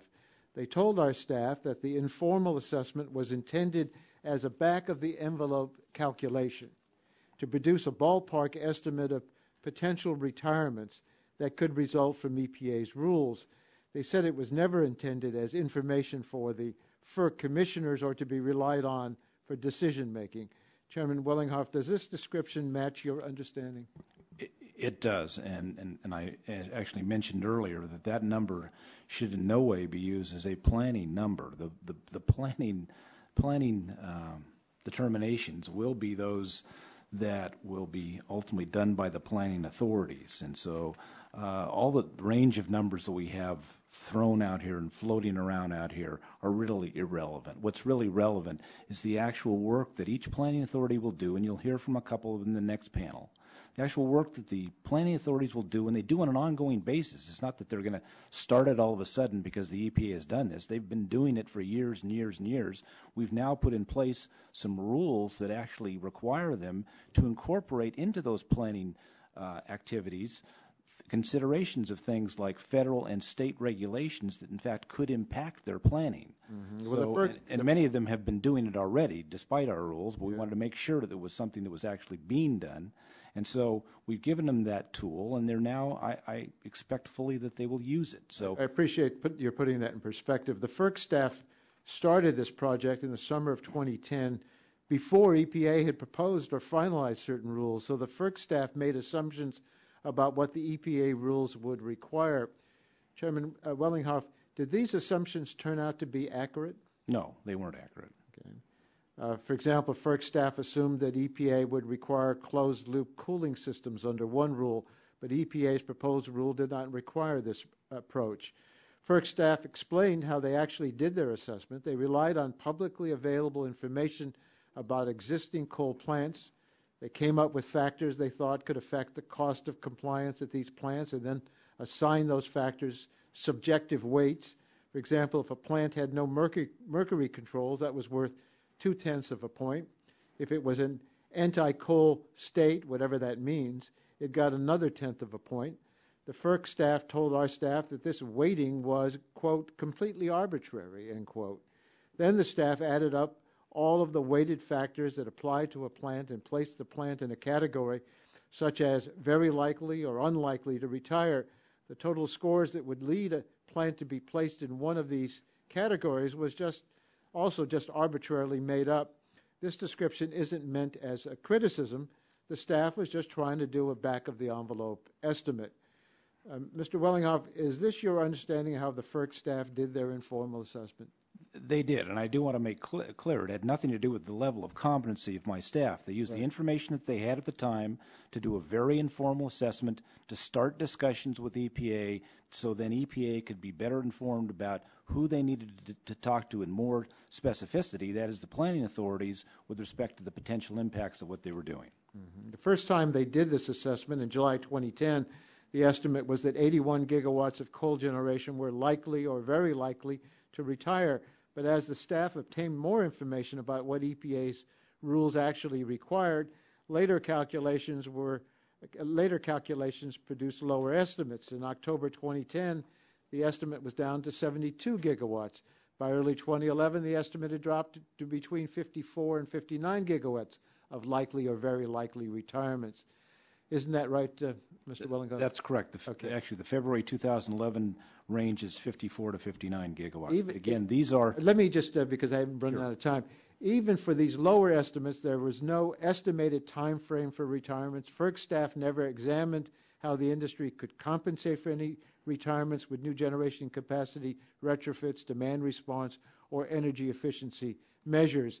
To make sure everyone is clear on this point, is the FERC staff informal assessment something that members of the committee or witnesses should be relying on or citing when assessing the potential impacts of EPA's rules? No. Thank you very much, Mr. Chairman. This time recognize the gentleman from Texas, Mr. Barton, for 5 minutes. Thank you. I was hoping in my absence, Mr. Chairman, that y'all worked all this out. It's been very pleasant. Somewhat surprised. But there's still hope. My first question to the distinguished chairman of FERC is that several times in answer to questions, you have used the term that irrelevant. Do you consider the FERC staff to be irrelevant? No, sir, I don't. Okay. Do you assume that to be honest, hardworking professionals who, when asked to do something, give it their best effort? Yes, sir, I do. Okay. I agree with you that, to my knowledge, the FERC staff is hardworking and very professional. In fact, I would say of all the agencies we deal with, the FERC staff is probably the least politically motivated or impacted. They tend to be very straightforward and professional in my assessment. Anyway, are you aware that we've got a list of 14 different organizations that have looked at the impact of the EPA's rules on the power market, and 12 of the 14 are basically in the general range of the FERC staff assessment. Are you aware of that? Yes, and again, I'd indicate that those assessments are irrelevant as well, and I'm not saying that there's anything... There's no assessment that's relevant? There is one, yes. The assessments that will be done by the individual planning authorities, like ERCOT in your state, for example, PJM, the other RTOs, and the planning authorities, those assessments that the planning authorities conduct are ones that, in fact, will be most informed at a local level based upon actual data with respect to actual specific resource requirements and resource needs and resource availability within those regions. Those are the critical... I would respectfully interrupt you, Mr. Chairman, and respectfully disagree with you that I think for whatever reason, these groups that have looked at this issue are trying to give it their best estimate, if that's the right term, and I think they are relevant. I think it's odd, to be as mild as possible, that EPA consistently underestimates the impact of their rules. And, you know, I took probability in college, and I would say the probability is that EPA is going to be the most off in terms of realistically estimating what their impact is of all the groups, because they have a bias against realistically evaluating their rules. And just in one of the rules that they proposed last year, their analysis, they admitted eventually was only off by a factor of 1,000. which is pretty off.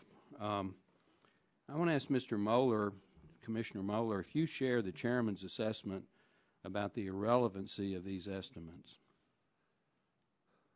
Well, I think the estimates are all informative, but I probably share his opinion that what really matters is how they impact operations and reliability at the local level, because of the specifics of load pockets and the physics of electricity flow. And I actually thought the FERC staff study was pretty good because it went into a lot of the variable factors. It was an estimate. It was done what they knew at the time. Things have changed, but I commend our staff for what I thought was a very good document.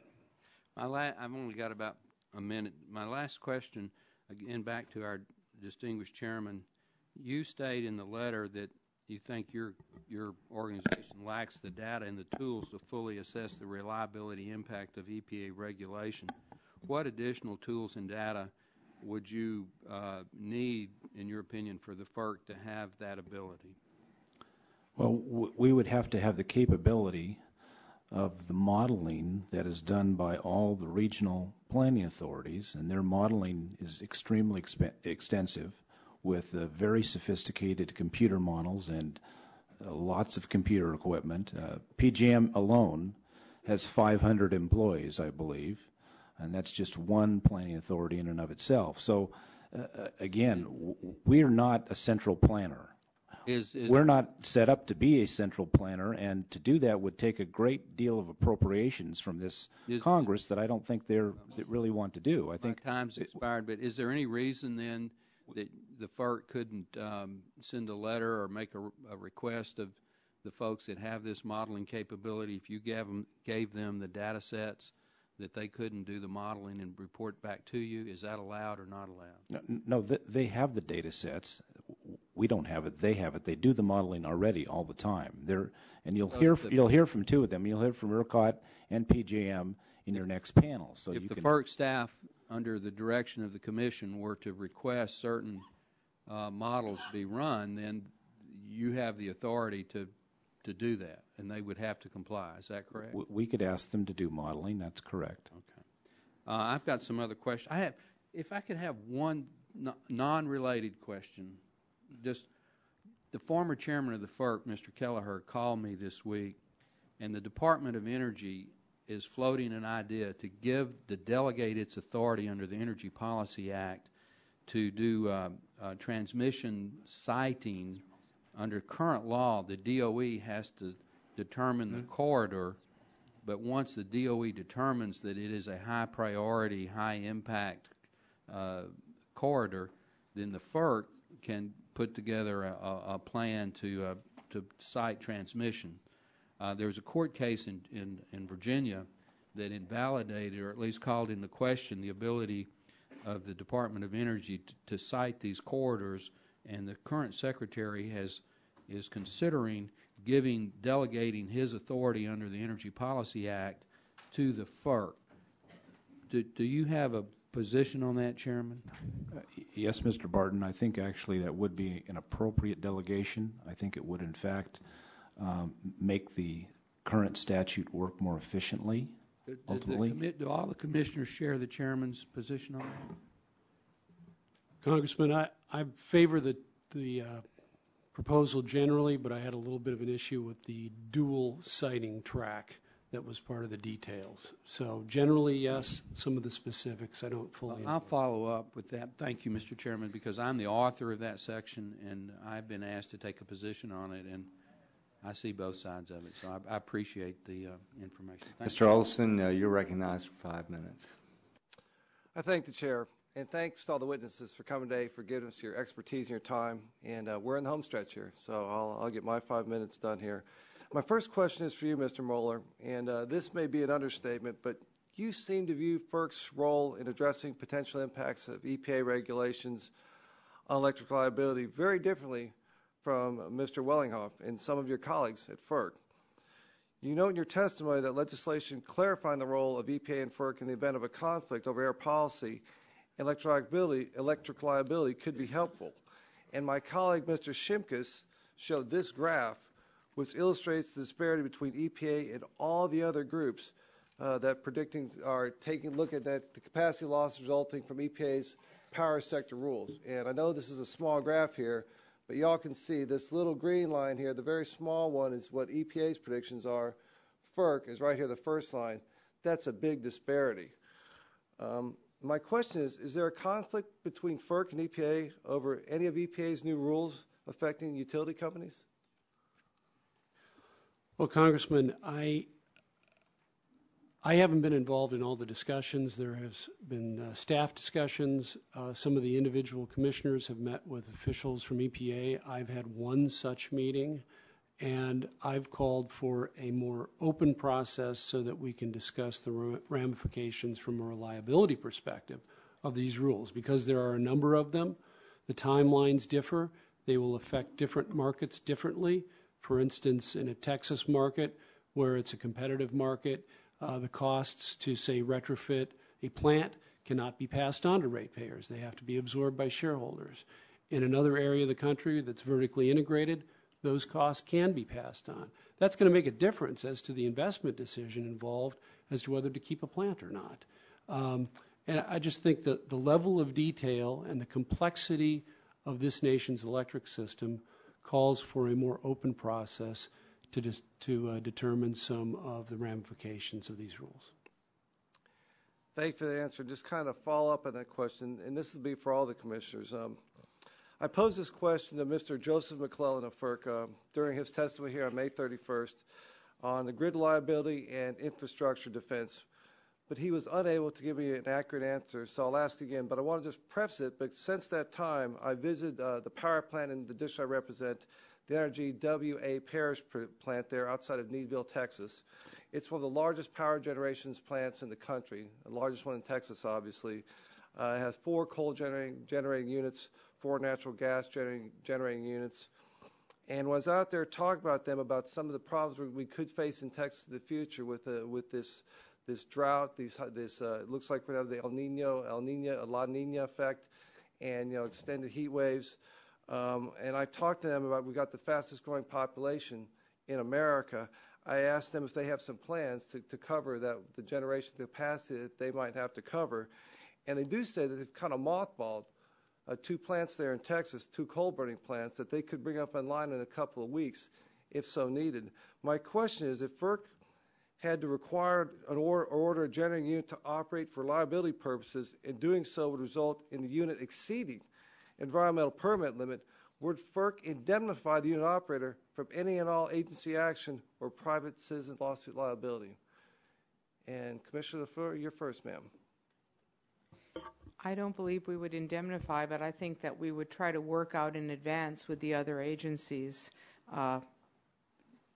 to make sure that if we ordered a plant to operate, that they would not face compliance violations. And I know there also have been legislative proposals, surgical proposals to remove individual liability to individuals for operating in response to a FERC order. And if there's a need for clarity, I support those, but we would certainly try to work out that there was no compliance violation. Thank you. Commissioner Norris? Yeah, I believe it's a situation Mr. Spitzer has addressed a couple times during the hearing here, and that is it is an unfair situation to put a utility company where they have to abide by 2 different agencies' rules, FERC's and EPA's, and while I don't know if we can't protect them from another agency suing them. I think there's some proposed legislation, I can't think of the name of it, but to address that situation I think would be a positive outcome. Okay, Mr. Spitzer, I'm sorry I didn't hear your testimony before, sir, but it sounds like Commissioner Norris accurate summary of your feelings? Yes, correct, Mr. Chairman, Congressman. In my testimony, I discussed a safety valve proposal proposed by some of the entities, including ERCOT, and it's we can supply you with this. It was comments they filed before EPA on May 3, 2011, that I would support, that resolves this potential Hobson's choice of complying with violating either an EPA rule or a FERC reliability standard, and I suggest that proposal could solve that problem. Commissioner Mueller? I agree. It's a problem, and I think if you talk to entities who've had to face this situation in the past, they won't do it again because it's too risky. to be on having two agencies choosing to violate one set of rules or the other. Yeah, that was my experience with the parish facility. They're willing to do it, but they won't do it if they can't be covered legally. And Mr. Chairman, I'm sorry, last and certainly not least. And I agree with the safety valve solution that Commissioner Spitzer discussed. I think that is a remedy that, in fact, would take care of the issue. Mr. Terry, you're recognized for 5 minutes. Thank you, Mr. Chairman. To start off, I have 3 documents I'd like to enter into the record. Without objection. Okay, the first is a letter from our governor to Administrator Jackson expressing his concerns with the number and substance of the regulations. The second is an article from the Grand Island Independent discussing the now expected closure of the Grand Island coal-fired plant as a result of Casper. And the last is an article from the Lincoln Journal-Star that just ran yesterday regarding the same issue. Thank you, Mr. Chairman. It's interesting. I know that the issue's been beat to death, but just as a comment, I thought one of FERC's responsibilities was gathering data and providing models so that entities could make the right decisions, that FERC could make the right decisions. So learning that's you don't have the data and you don't have the modeling techniques, and I'm kind of confused why you have 120 employees in a sub-agency or sub-department called modeling. So, Mr. Chairman, I think we have an area that we can save money. We should provide that information to the chairman who's part of the super committee. I don't think those 120 employees, I don't know what they do, but they obviously aren't doing what the title says, so we could probably save money by eliminating that. Next, getting back to the issue of the news stories and our state attorney general who hosted a regional event based on the Casper rule. This newest version certainly is more stringent than the proposed rule, the Clean Air Transport rule. So as Casper becomes effective in 3.5 months, and this is from Mr. Wellinghoff and Mr. Mueller, and we'll let Mr. Wellinghoff, the chairman, be first. As Casper becomes effective in just 3.5 months, are you concerned that states like Nebraska may not have enough time to adequately prepare for Casper's substantial increased requirements? Congressman Terry, thank you. I would first clarify your previous discussion. We don't have any division called modeling, so I'm not sure where you're getting that information from. But with respect to the Casper rule, I believe, again, that the planning authority that would encompass Nebraska and the state commissioners in Nebraska as well ultimately would have full authority and ability with respect to their modeling capabilities and their resource planning capabilities to plan for these contingencies. All right. You're right, and I should have said the title of it correctly, but I think the one that we can eliminate is the Office of Electric Reliability. Congressman, to answer your question, yes, I am concerned because of the timeline of Casper, and I think you will hear an articulate description of Texas's concerns from the ERCOT representative on the next panel. Thank you. Now, hearing those answers then, would it be justified, in your opinions, to delay the implementation of this rule so we can the states and entities can have a better grasp of its impact? Mr. Wellinghoff? I do not believe it would be appropriate to delay the rule. I frankly don't know the implications enough to know whether it's worth delaying or not, but I know I'd like to be a lot more comfortable about the reliability implications of it. All right. Thank you. Thank you. At this time, recognize the gentleman, Mr. Gardner from Colorado, for 5 minutes. Thank you, Mr. Chairman, and thank you for joining us today. Commissioner Norris, you stated in your testimony that you believe, and this is a quote, you believe that the EPA has adequately addressed reliability concerns. You base this conclusion not on FERC's own analysis, but various studies, in your words, numerous studies by multiple entities that attempt to assess the reliability impact of EPA's proposed and final regulations. You have talked about those, and you claim that you found those publicly available assessments and analyses the most informative for reaching your conclusions. Specifically, you cite in your testimony reports done by, amongst others, the Bipartisan Policy Center, M.J. Bradley and Associates. Mr. Norris, I don't think any of those organizations work for FERC or work within FERC, but yet you're relying upon them, and you're statutorily tasked with the responsibility of ensuring the reliability of the bulk power system.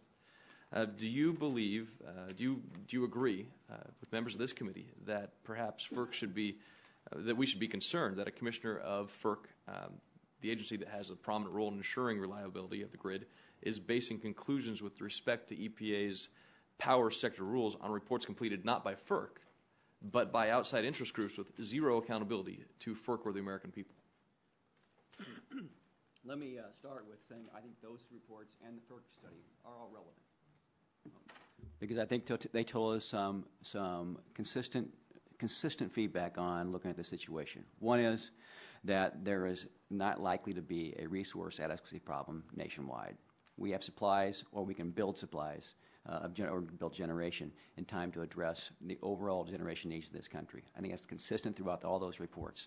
I think there are a lot of very knowledgeable folks of our electric system that worked on those reports, that provide information that I found valuable. I like to seek outside input when I come to a conclusion, and I did extensive research and reading of multiple reports. I pointed those as the most informative. I think they represent a cross-section. There's differences in those reports. But the consistent theme I saw in them was we can meet our nation's electric supply needs under the many different scenarios run. Secondly, the other consistent thing in that report, as I've stated earlier, is the natural gas impact it's having in the marketplace in general in terms of retiring old inefficient plants.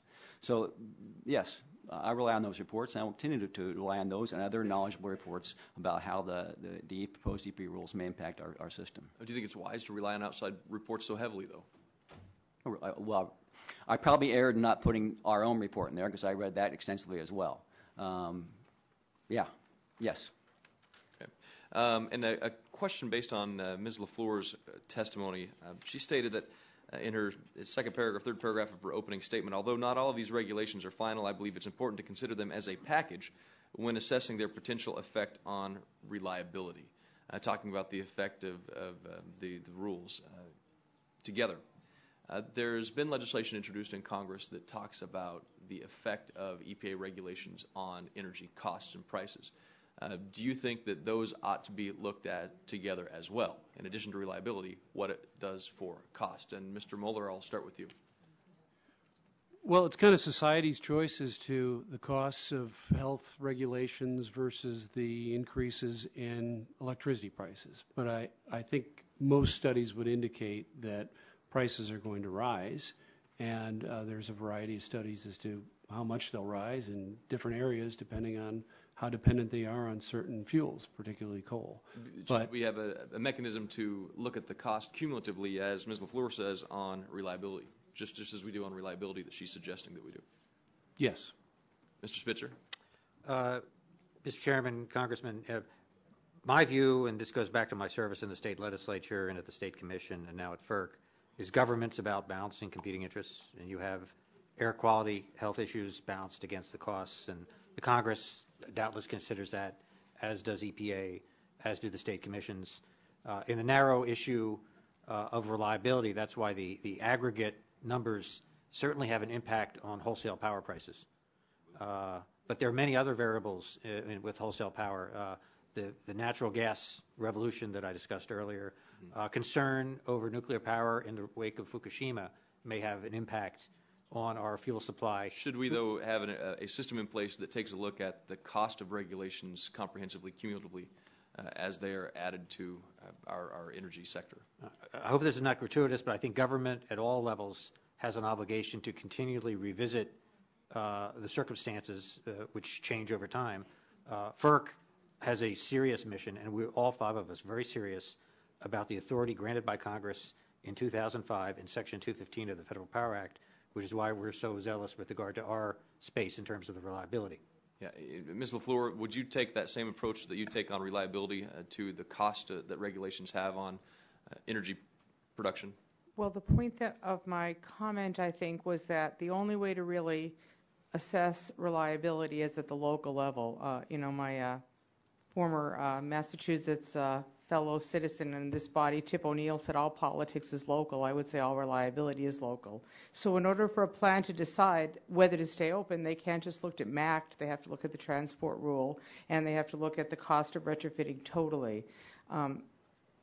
I think that for a plant deciding whether to stay open, they should look at all the costs. Whether some kind of macro analysis of all the costs would be meaningful across the whole country, I think you'd get the same kind of modeling issues that we have for all the macro analyses that go from 30 to 80 of how many retirements there would be, because the cost will depend on what decisions people make with how to comply.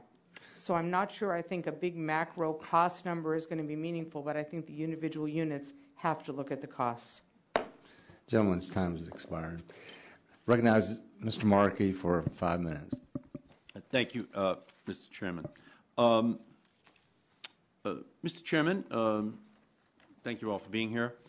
How many of you believe that the threat of a cyber attack on the electric grid is the top threat to electric reliability in our country? Is that your belief, Mr. Wellinghoff? I certainly believe that both cyber and physical security are major issues that we need to be concerned with respect to maintaining our electric grid. Is it at the top of your list of concerns? Yes. Yeah. Are there any on the panel that do not have that at the top of their list of concerns? No. So you all have that. Well, I agree with you. And last year, this committee unanimously passed the GRID Act, which was co-authored by myself and Mr. Upton.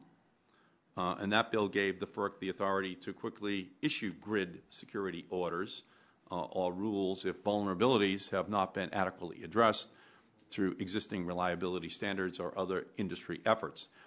Do you believe that giving FERC this authority would increase America's ability to appropriately respond to threats and vulnerabilities facing our electric grid?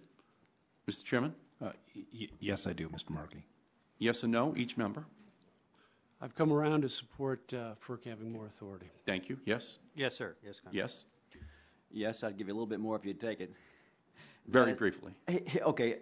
That's because the cyber attacks have an orders of magnitude on reliability. It can wipe out a whole Eastern Interconnect.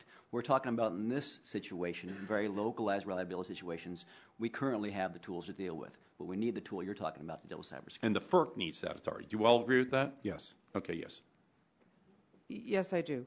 Okay, based on what industry has done thus far, do you think that industry is likely to quickly move, Mr. Chairman, to take all necessary steps to secure itself if FERC is not given the authority contained in last year's GRID Act? Well, just to be a little fair to industry, they are setting up a group called the Transmission Forum, and they're trying to move, but I don't know how quickly they're going to be able to move independently on their own with a voluntary group. Do you think that the FERC has to have this authority in order to make sure that the voluntary becomes real? They can work together, but in the absence of FERC having that capacity to mandate a solution, do you think it will happen? Yes, they can work together, but I do think FERC should have this authority. Okay. Do you all agree with that? Okay, well, that's very important for us to hear, because ultimately it's just not enough in the absence of the FERC having that authority. Is there a reason to believe that we will be able to solve this problem in the absence of legislation passing? Mr. Wellinghoff? I don't see a solution in absence of legislation. That's very, very helpful to us. So let's just hope that this year we can pass that legislation and then get it passed through the Senate as well, giving that authority. Now, the argument here today is that we have some kind of tension here between air quality and air conditioning, and we have to pick one or the other in our country.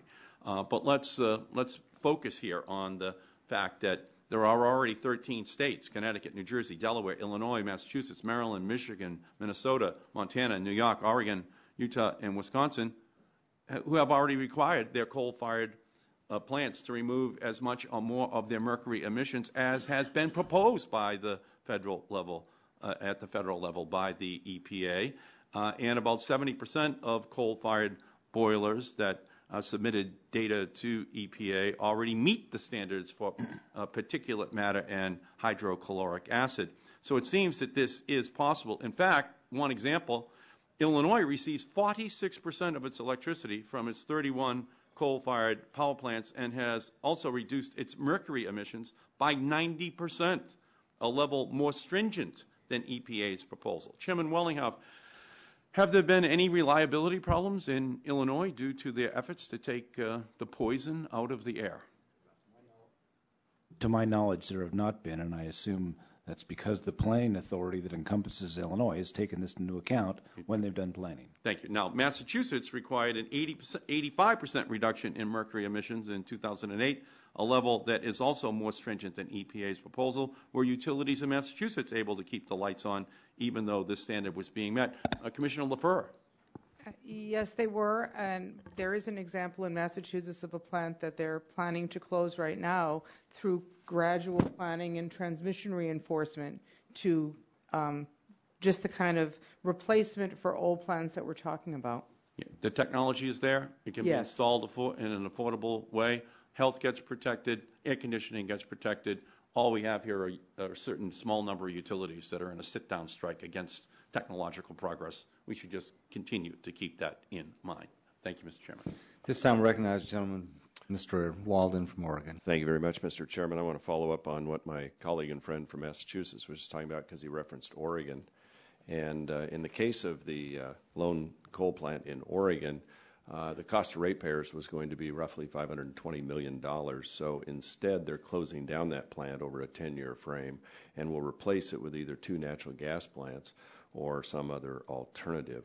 So when they were trying to address the SOx, NOx, and mercury issues, the cost to ratepayers was so high to meet these requirements that instead they're going to close that plant, which really raises the question about reliability.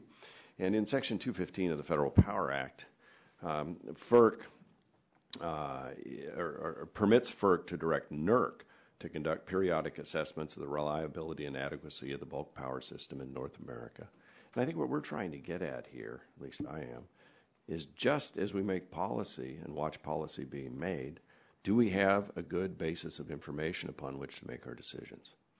And it strikes me that in the EPA's own rule on whatever page this is, 25054, that'd be 25,054,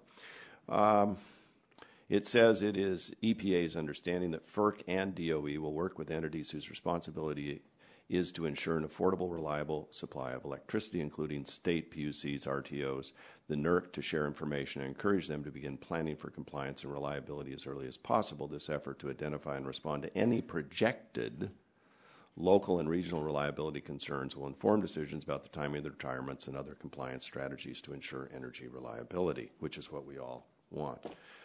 Now, Mr. Wellenhoff, so in this initial look at the potential retirement of coal-fired generation, its effect on system reliability, preliminary results, it talks in here on page 29 of this handout, which I'm sure you're familiar with, that the industry must be directed to openly assess the reliability and adequacy impacts of retirement of at-risk units. Such studies should include frequency response, voltage profile, bulk power loading, stability, loss of load, probability calculations, deliverability of resources through planning studies. My question is, given what Mr. Barton just asked about whether FERC had the authority to request the information it needs and wants from the regional transmission organizations. In fact, in the FERC staff presentation, which I think you referred to as irrelevant, there is this slide I just referenced, which talks specifically about this information.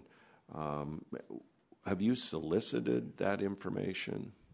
I want to make very clear that I didn't suggest, Congressman, that the FERC staff presentation was irrelevant. What I said was irrelevant was the 80 gigawatt number would be irrelevant for planning purposes. Okay, so let's make it very clear. For planning purposes, what that number is again is a back of the envelope number for the purpose of starting a dialogue with EPA as to how EPA can interact with the planning authorities, and those planning authorities can ultimately continue to do the work that they have done and will continue to do to ensure that we have a reliable system in the country.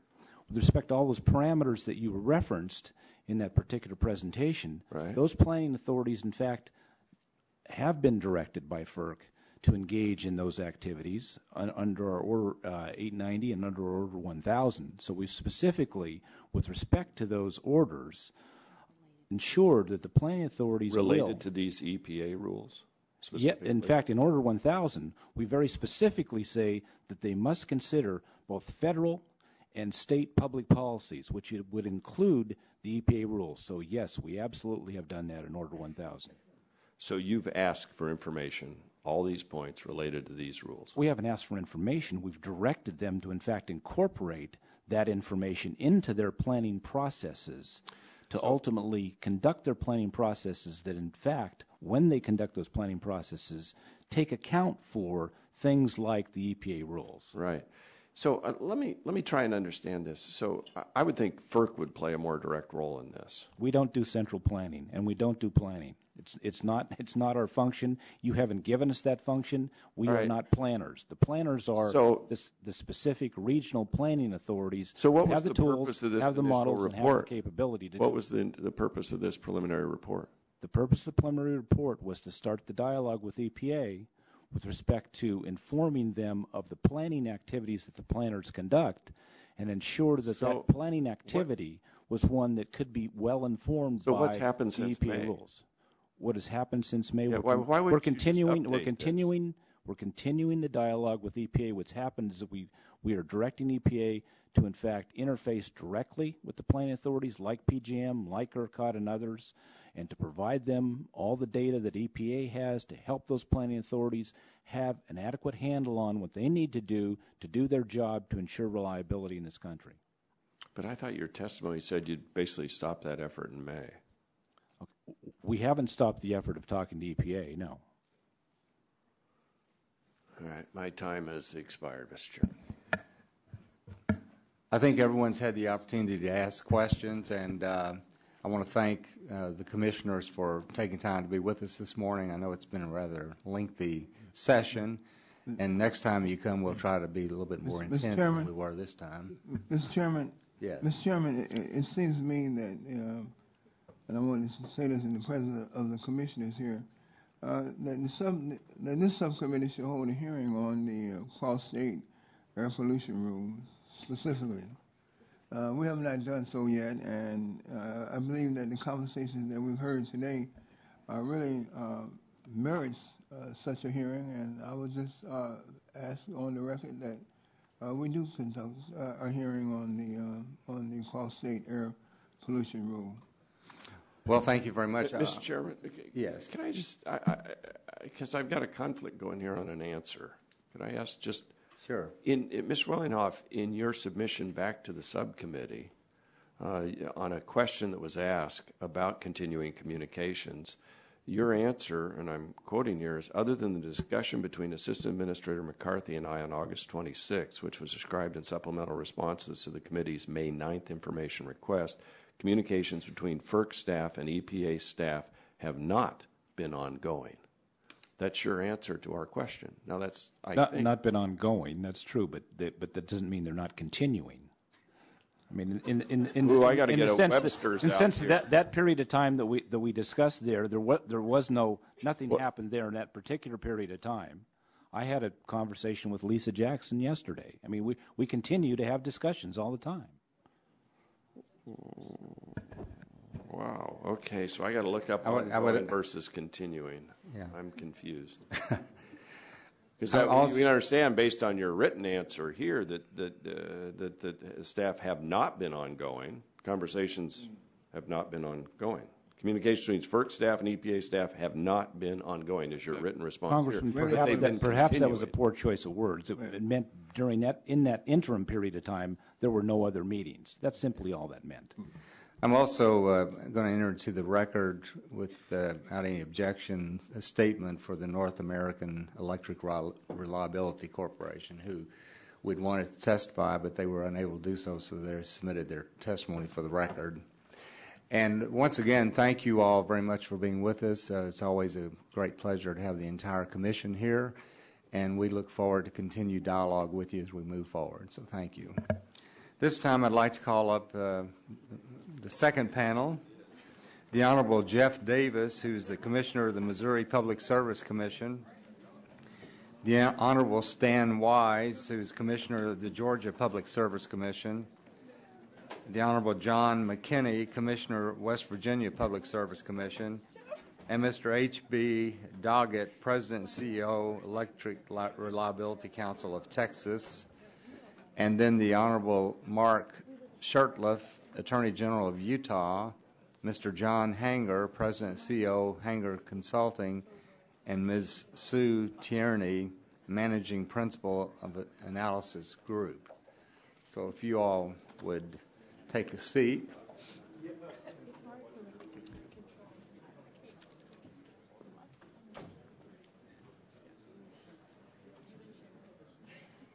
You didn't understand the difference there. Between, wait, what? You didn't understand the difference. Difference between what? Continue, not going. That may have been the best line of all year. I didn't. I can't, that was hysterical. There's a difference between continuing and ongoing. There is a slight difference. No, we asked those questions in advance to the hearing Patrick directed on, so that if they lied to us during the hearing, that we could call them out on it, that we've got it here if we catch them. And that was why we did it. Yeah. So Yeah. that was Patrick. Well, thank you all for joining us this morning, and we appreciate your patience. So I'm going to call on each one of you to give an opening statement. You'll have 5 minutes to do that. And Mr. Davis, we'll recognize you first for your opening statement. And be sure and push the little button so that your microphone comes on. Okay. Chairman Whitfield, Ranking Member Rush, and members of the committee, thank you for allowing me this opportunity to testify here today. As a Missouri Public Service Commissioner, I am acutely aware of the potential impacts of EPA's pending regulations because it's my job to set the rates on customer bills. And I applaud this committee for reviewing the impacts those regulations are going to have on our citizens and on our nation's economy. To summarize my testimony, I feel like my ratepayers are being attacked. Can we keep the lights on? Sure. We'll do whatever it takes. That being said, it won't be easy. Nobody knew there was a problem in Arizona or Southern California last week until 1.5 million Americans were left in the dark. Reliability is definitely going to be impacted because less generation equals less reliability. Also, replacing these old coal-fired units will cost more money. They'll drive up rates because natural gas plants are still more expensive to operate than coal. Sure, we've got better than 20% reserve margins in both the Southwestern Power Pool and MISO footprint, but the law of supply and demand says decreased supply increases price, and the cumulative effect of these regulations will be to significantly reduce those reserve margins, the capacity, over the next decade by forcing the closure of many coal plants that are smaller than 300 megawatts, as well as a significant number of those coal plants between 300 and 500 megawatts of capacity.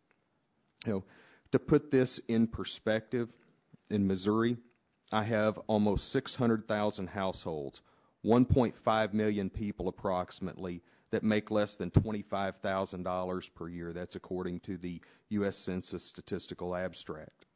I depend on these old coal plants to generate electricity almost every day for more than 2 million households. Why? Because they are still cheaper to operate and cheaper to dispatch than natural gas plants.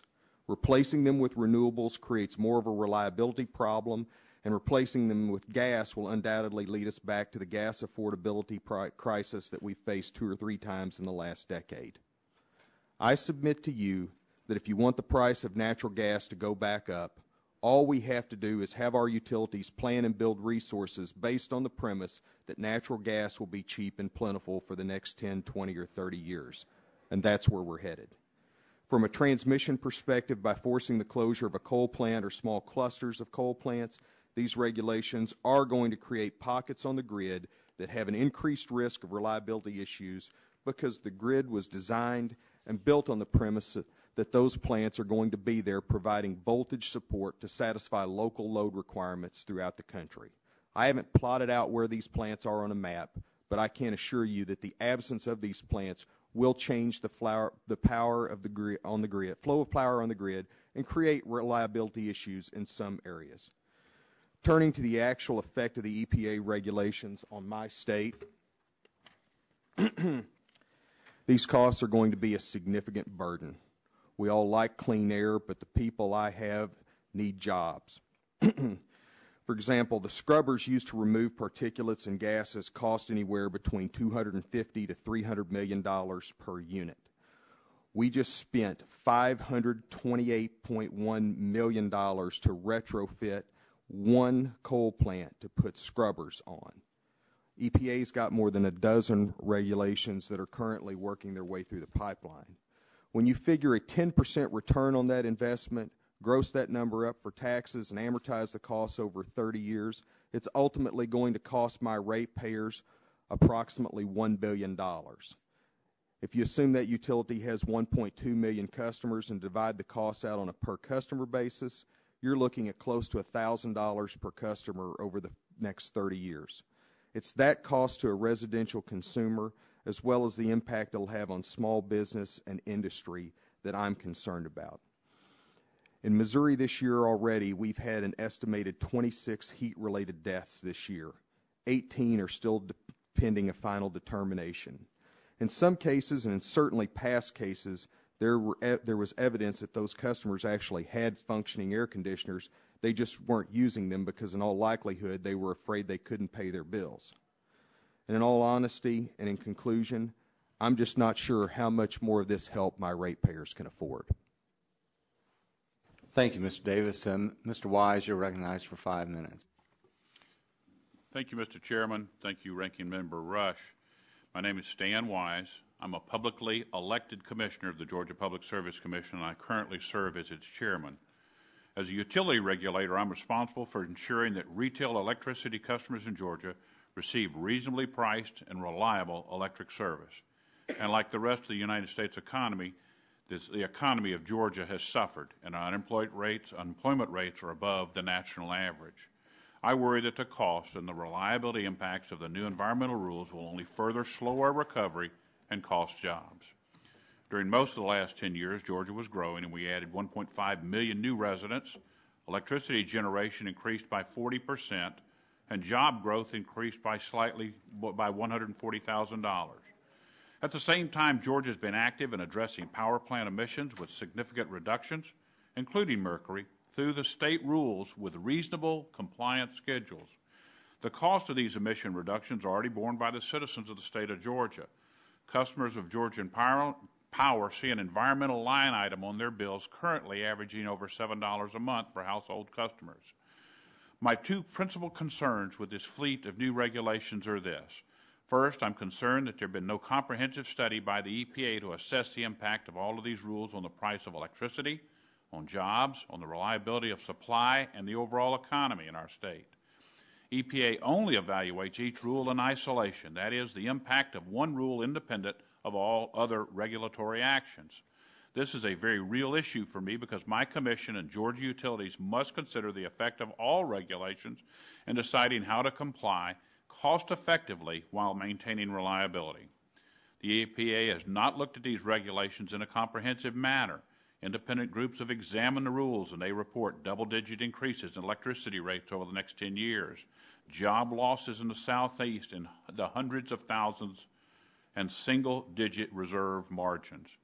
To me, the EPA's approach in analyzing the impact of these rules appears to be short-sighted and simplistic. It just doesn't make sense. My second concern with this fleet of regulation is the impact on reliability. How do they affect reliability? First, our reserve margins mentioned above in several studies represents actual assets that are available to provide electricity if demand increases or a plant fails. Without sufficient reserve margin, there is a highly increased risk of outages and blackouts. The assessment of future reserve margin is a critical component of my Commission's examination of future power needs and decisions on generations. This is key. The rules don't provide sufficient time for an orderly, deliberate technology installation program, as has been the case with past environmental rules, nor do they allow for time for construction of replacement generation. The emphasis on this point is we just don't know how much technology is required or the potential requirements. We don't have sufficient time to install controls, do not have time to build new generation. This is what causes me and my colleagues great concern on reliability. It is not a responsible approach to managing our energy supply. I have other issues discussed in my written testimony where utilities have been forced to guess at compliance strategies and the EPA's failure to engage state agencies such as mine in the development of these new rules. I am concerned about both the power industry that I regulate and the Georgia customers that I am entrusted to protect. These environmental rules have large impacts, and the EPA has not studied the cumulative impact of the rules aimed at air emissions, coal ash, and water issues. This hearing is focused on reliability. I'm concerned that for my state, where we've already proposed the retirement of 569 megawatts of coal capacity and deferring action on another 2,600 megawatts of coal capacity until these regulations are final. The impossibly short time frames for compliance is also concerns that affects electricity reliability, not to mention the downrange jobs and community impacts associated with power plant retirement. Congress could aid in making this situation manageable by insisting upon a comprehensive study, preferably by an agency other than the EPA, on the impacts of these rules, and by providing more realistic time frames for compliance that would both increase reliability and reduce cost. Thank you, Mr. Chairman.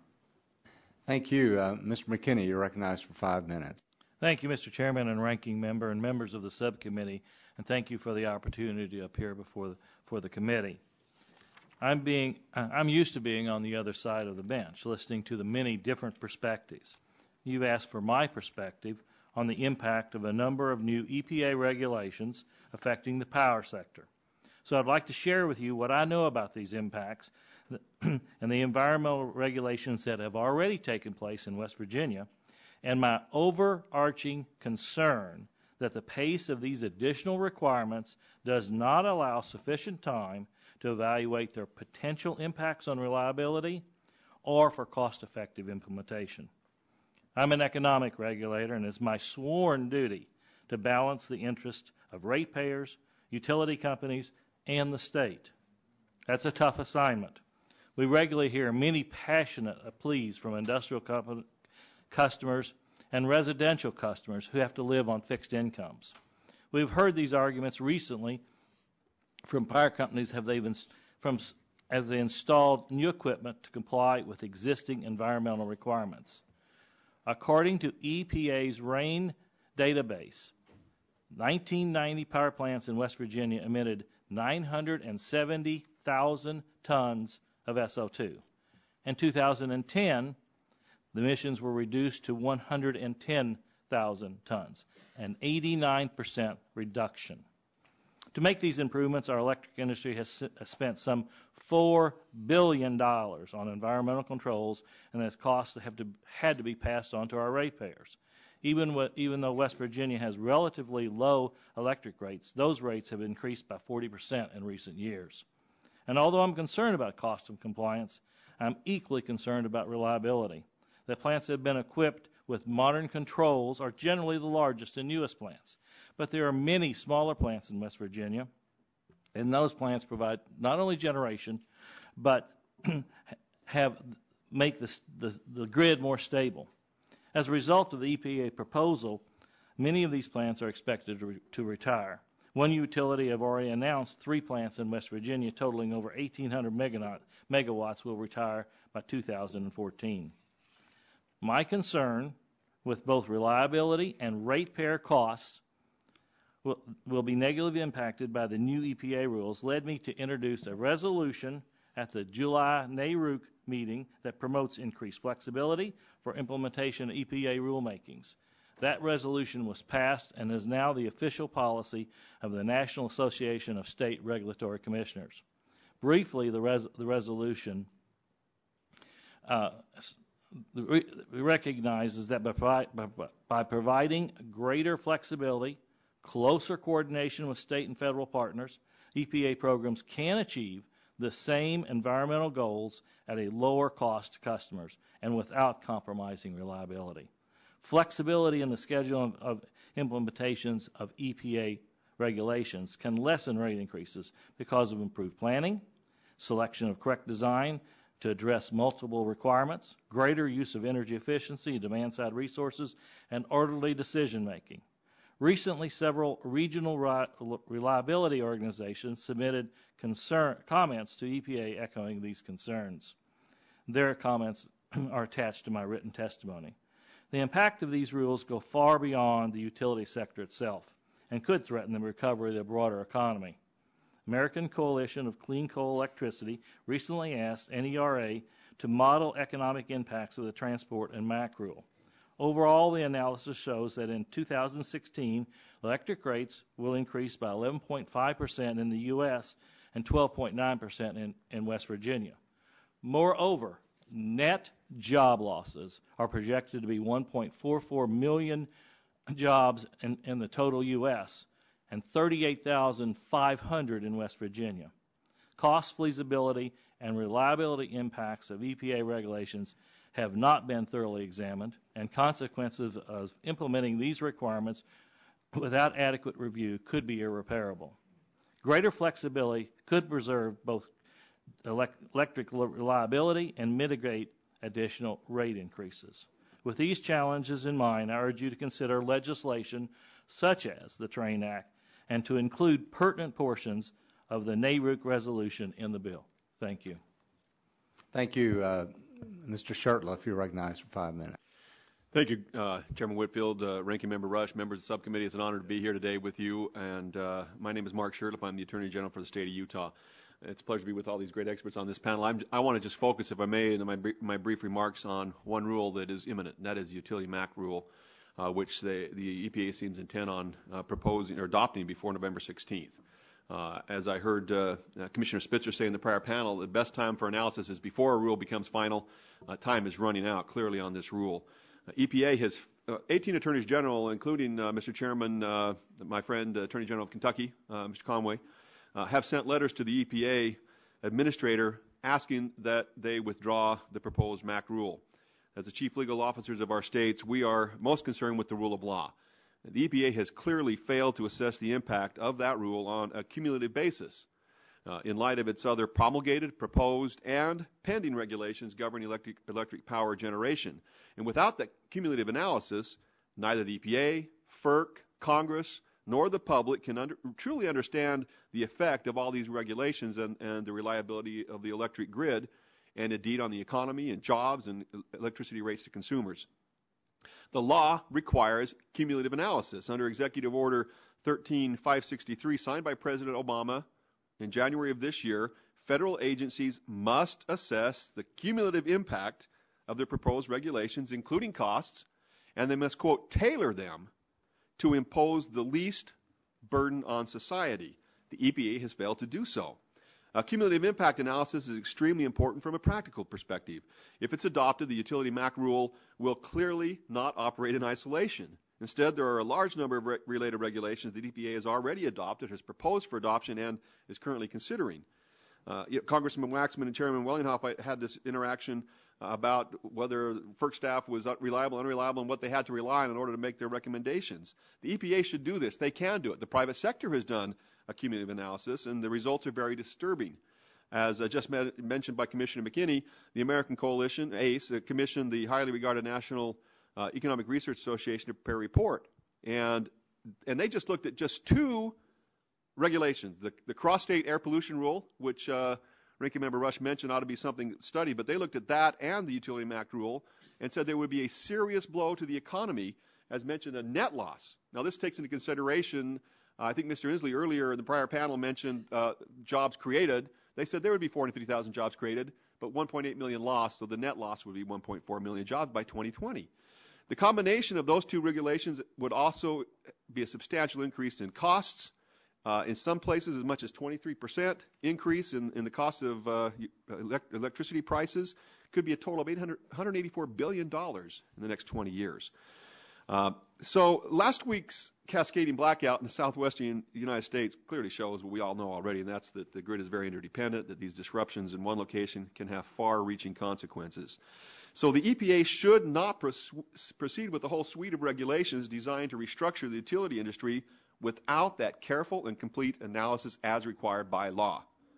Now, the EPA is claiming it has to move forward with these proposed Utility Act rules under a federal consent decree. Listen, I understand we've been under federal consent decrees and we do everything we can to get out from under them. I get that. But and that consent decree says they have to do this by November 16th, 2 months away. However, you need to know that for the EPA agreed to that deadline. They proposed that deadline. So I think it's wrong for a federal agency to avoid its legal responsibilities by hiding behind a deadline of its own creation, that consent decree. And you have to understand that consent decree is not hard and fast either. They clearly can seek an extension for good cause shown. There clearly is this is a case of good cause for extending the deadline, and as required by law. Unfortunately, seems like they're going to go forward. They will take action with this ill-advised regulation that's proposed. And so I would urge Congress, take whatever action it can. If EPA goes forward on November 16th and adopts the Utility Act, whatever you can do to enact legislation that would defer that rule and other major power sector regulations, at least and until they fulfill their responsibility under the law to perform a cumulative impact analysis. State officials, we protect not only interests of local jobs, the economy, and electric reliability, but what the law mandates, and we'd ask you to hold the EPA to that requirement as well. Thank you, sir. Thank you, Mr. Doggett. You're recognized for 5 minutes. Good morning, Chairman Whitfield, Ranking Member Rush, and members of the subcommittee. I'm Trip Doggett, the CEO of the Electric Reliability Council of Texas. I have a brief footprint above you on the slide of the ERCOT territory. We're the independent system operator that manages the flow of electric power to around 23 million Texans, representing about 85% of our electric load in the state and 75% of the land area. You've asked me to come before the subcommittee today to discuss our report on the impacts of the cross-state air pollution rule on the ERCOT system. I will start by saying that I'm not here to take a position on the merits of the rule.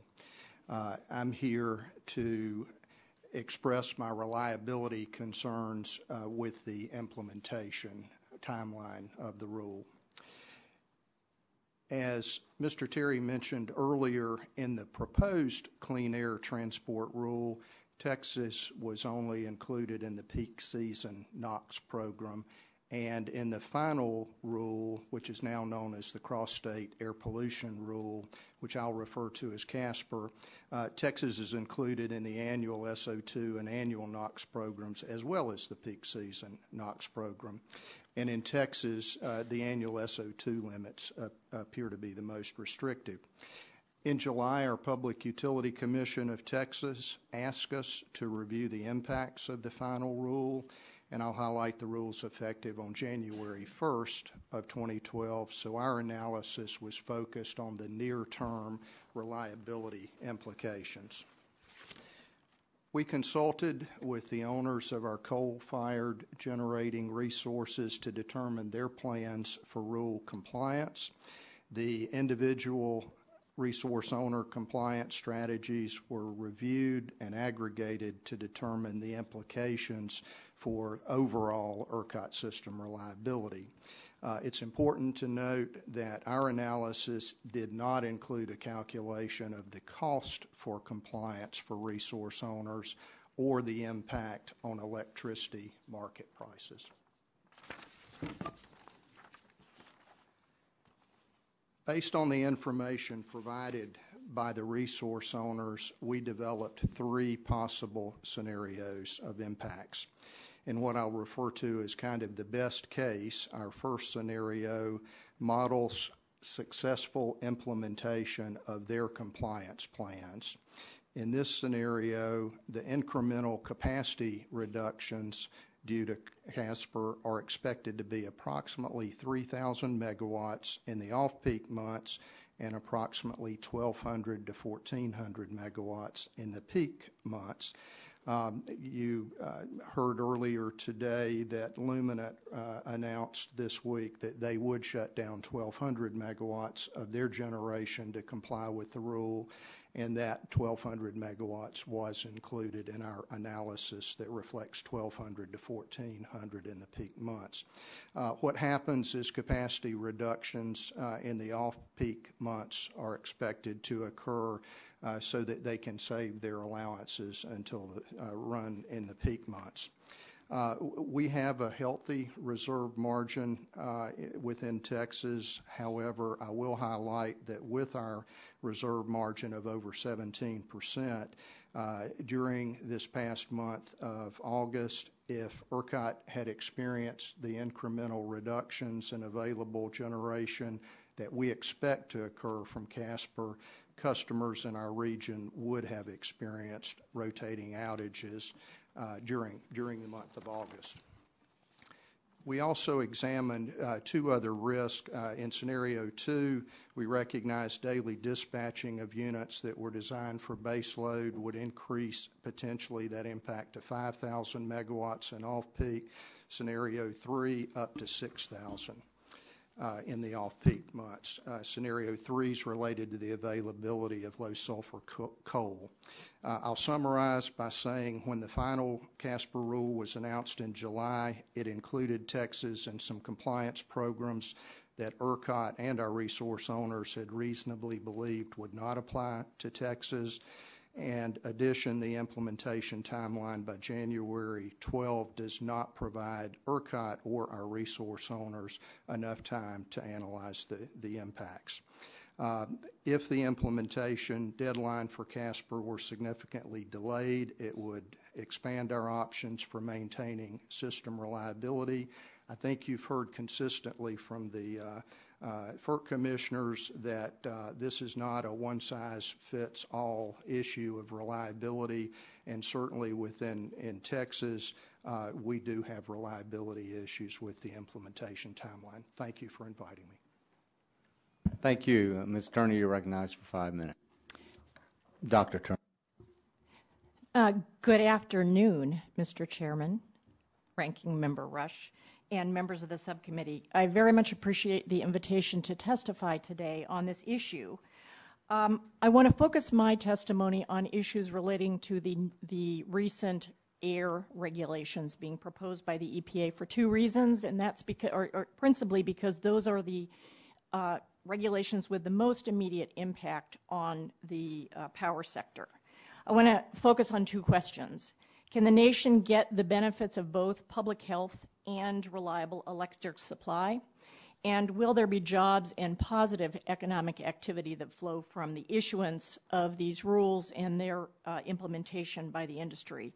I believe that the answer to both of those questions is yes, and that the rules can proceed to implementation without a concern that in the end there will be reliability issues. And I'm going to give you several reasons why.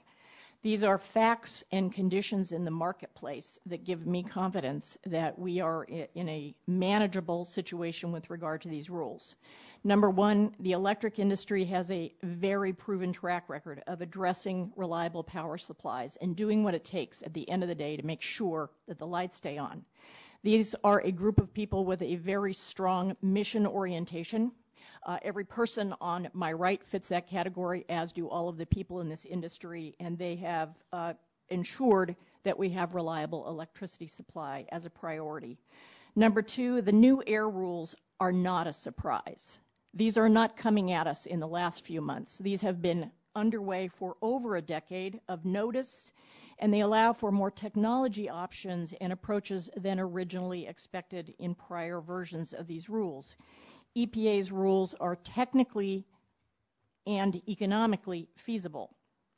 Number 3, the owners of a substantial portion of affected plants have already taken steps to modernize their facilities so that the companies are ready to comply with the new air regulations. As we've heard previously today, many states have already had mercury rules that are tighter than what EPA is proposing. Many companies with facilities affected are under court order to address the issues that are coming forward. In fact, some of the recent announcements we've heard in the industry are coming from violations of current rules and not future rules of the EPA. And finally, we see that the CEOs of owning a substantial portion of the power plants affected by these rules have indicated to securities analysts under the Sarbanes-Oxley requirements that they are ready to comply with these regulations. Number 4, current fuel market conditions are already putting economic pressure on the least efficient coal plants. Since 2006, coal prices have gone up 30%. Natural gas prices have gone down by a third. These older plants are not operating very much. The relatively attractive outlook for natural gas prices, which results from the abundant supply of gas, including unconventional gas, will enable the nation to support modernization of the grid in affordable ways. Even so, every analyst that we've seen coming out with estimates of coal plant retirements and future electricity supply indicates that over 50% of our electricity supply will eventually come from coal, even with these changes underway. Number 5, there are many studies, you've heard about them today, about the amount of capacity that will retire. The more reasonable estimates are ones that have been prepared recently. These are reflective of the actual rules that are being proposed. The most recent one is the Bipartisan Policy Centers, and that indicates 15 to 18 gigawatts across the country. Number 6, and this is really the most important reason at the end of the day, you can rely on the industry and its tools to make sure that the lights stay on. We've heard today about system planning. We've heard about least cost planning from transmission companies and utility companies under the supervision of regulators. There are wholesale power markets where there is underutilized capacity. We have state and federal and grid operators who have an extremely strong record of taking action when necessary to make sure that they meet the obligation to provide reliable supply. Perhaps the most important one is that at the end of the day, Congress has already given to the EPA, the U.S. Department of Energy, and the Federal Energy Regulatory Commission tools that enable emergency conditions to allow for plants to keep open. The most recent example of this is across the river. The generating station in Potomac was required to stay on under an emergency order from the Department of Energy to keep the lights on for the District of Columbia. My time is up, and I'm happy to answer any other questions. Thank you, Dr. Turney. Mr. Hanger, you're recognized for 5 minutes. Thank you, Mr. Chairman, Ranking Member Rush, and members of the subcommittee. Again, good afternoon. And I've had the privilege to serve Pennsylvania as both a public utility commissioner and more recently as the Secretary of Environmental Protection. The Department of Environmental Protection in Pennsylvania also regulates the oil and gas industry and is responsible for the production numbers that are really rather extraordinary. The recent discoveries of natural gas from shale formations in Pennsylvania and other states will allow us to tap into a domestic, cleaner fuel that can power America into the future. I'm proud to have played a role in making Pennsylvania a major producer of natural gas and ensuring strong rules for its production.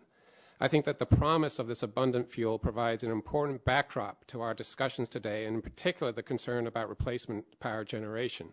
From 2000 to 2008, just in Pennsylvania, 8,000 megawatts of new gas capacity was built.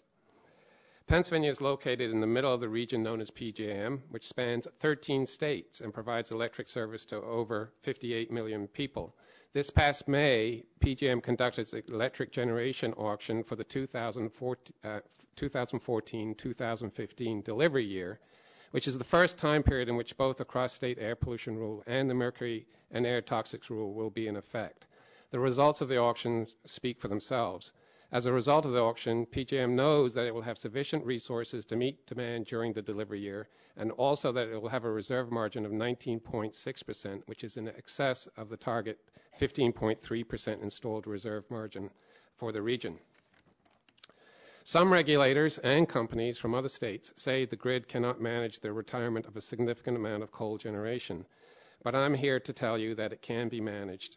In Pennsylvania, we have already faced the retirement of some of our coal-fired power plants, and it was done in a responsible, orderly fashion, and the lights stayed on. Back in December 2009, one of our generator operators, Exelon, decided to retire 4 coal and oil-fired units with a combined capacity of 933 megawatts at 2 stations in southeastern Pennsylvania. When they were built, they were state-of-the-art, but they were built during the Eisenhower administration. They do not produce energy as efficiently as newer technologies and therefore waste energy while they emit dangerous pollutants that sicken and indeed kill people. DEP was also enforcing rules concerning thermal discharges from these plants. When Exelon notified PJM of its intention to retire the units by May 2011, PJM said transmission upgrades would first be required to protect reliability. As a result, DEP, PJM, and Exelon worked together to execute a consent order that had 2 units retire on the original schedule, while 2 others were allowed to run for reliability reasons only for up to another 7 and 12 months, respectively. The Crombie-Eddystone example represents a workable model for EPA to follow in resolving similar situations in other states that may arise as it implements its air quality regulations in the coming years. Indeed, 5 RTOs have informed EPA that they are willing to assist EPA in identifying where the certain plants needed for reliability should be eligible for an extension of time to achieve compliance. These 5 RTOs have proposed a safety valve or reliability safeguard, and I've attached those comments to my testimony. The RTOs also asserted that they anticipate the reliability safeguard would not, and this is their language, would not need to be invoked often, if at all, quote unquote. In conclusion, I would like to end with a quote from a August 26, 2011 PJM report. The report says, quote unquote, newer, more efficient generation resources that replace retiring generation may have lower forced outage rates and thus are more dependable than older generation resources that may be nearing the end of their useful lives. Additionally, new entry generation demand response and energy efficiency resources may also provide lower cost alternatives to achieve resource adequacy and local reliability. Mr. Chairman, across this country, we have some very good news. There's a lot of new generation being built.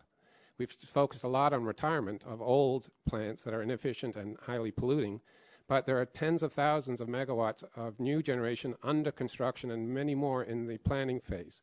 It's time to get on with this and protect the people's health of this country, as well as ensuring that the lights stay on. Thank you, Mr. Chairman. Thank you, and thank you all for your testimony. Mr. Wellinghoff, in his testimony, made it very clear that while FERC had responsibility for reliability, the planning and the detailed analysis of impacts of regulations really occurred at the planning levels and at the state level, at Public Utility Commission levels, and so forth. And so we have representatives here today from Georgia, Missouri, West Virginia, and Utah, and Texas. And every one of you has said you're concerned about the reliability. You believe there's going to be an increase in cost. And in my view, reliability is also an issue when people cannot afford to pay for electricity because they, in effect, are not receiving electricity. And I think, Mr. Davis, you touched on that yourself because you said there were a certain number of deaths in Missouri during the heat spell, and one of the reasons was people could not afford the additional cost of electricity. Is that correct? Yes, though it's certainly everything points to the fact that they had air conditioning and that they made a conscious decision not to use their air conditioning. Yeah. You know, so Mr. Wellinghoff, while I'm not going to say he's not concerned about reliability, because I'm sure he is, but he didn't leave us with the impression that this I'm going to call it air transport rule and utility MAC, he did not leave us with the impression that he thought it would have a dramatic impact on reliability.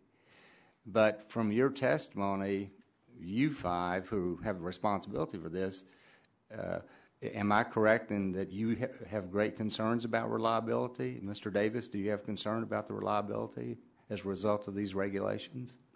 Absolutely. In certain areas, yes. Mr. Wise? Mr. Chairman, in our state, we have an integrated resource plan that we do every 3 years, do a 20-year look. We've always been right.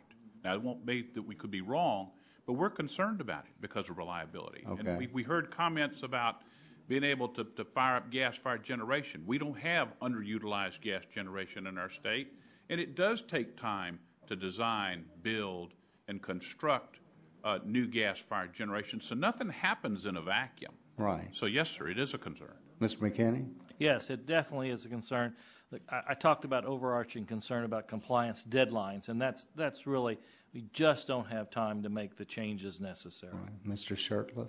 Yes, Mr. Chairman. And what's amazing is that while, as I mentioned, federal law requires the EPA to do this, they have all these tools and all these experts at their hands. So it really becomes even a federalism issue as far as I'm concerned, in that it's not like they're being told to do it alone. They have great help, and they're not taking advantage of that. And they could. Right. And Mr. Doggett, I think you said that you could expect blackouts as a result of this. Is that correct? Yes, sir. We are one of the central planners that the chairman was referring to, and I have concern with this implementation timeline that there will be problems in the near term.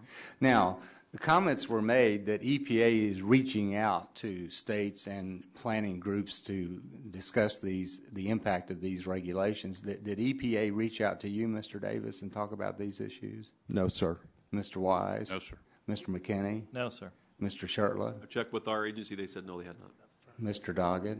Yesterday afternoon. Yesterday afternoon, before the hearing, right? Now, Mr. Inslee, who is a conscientious,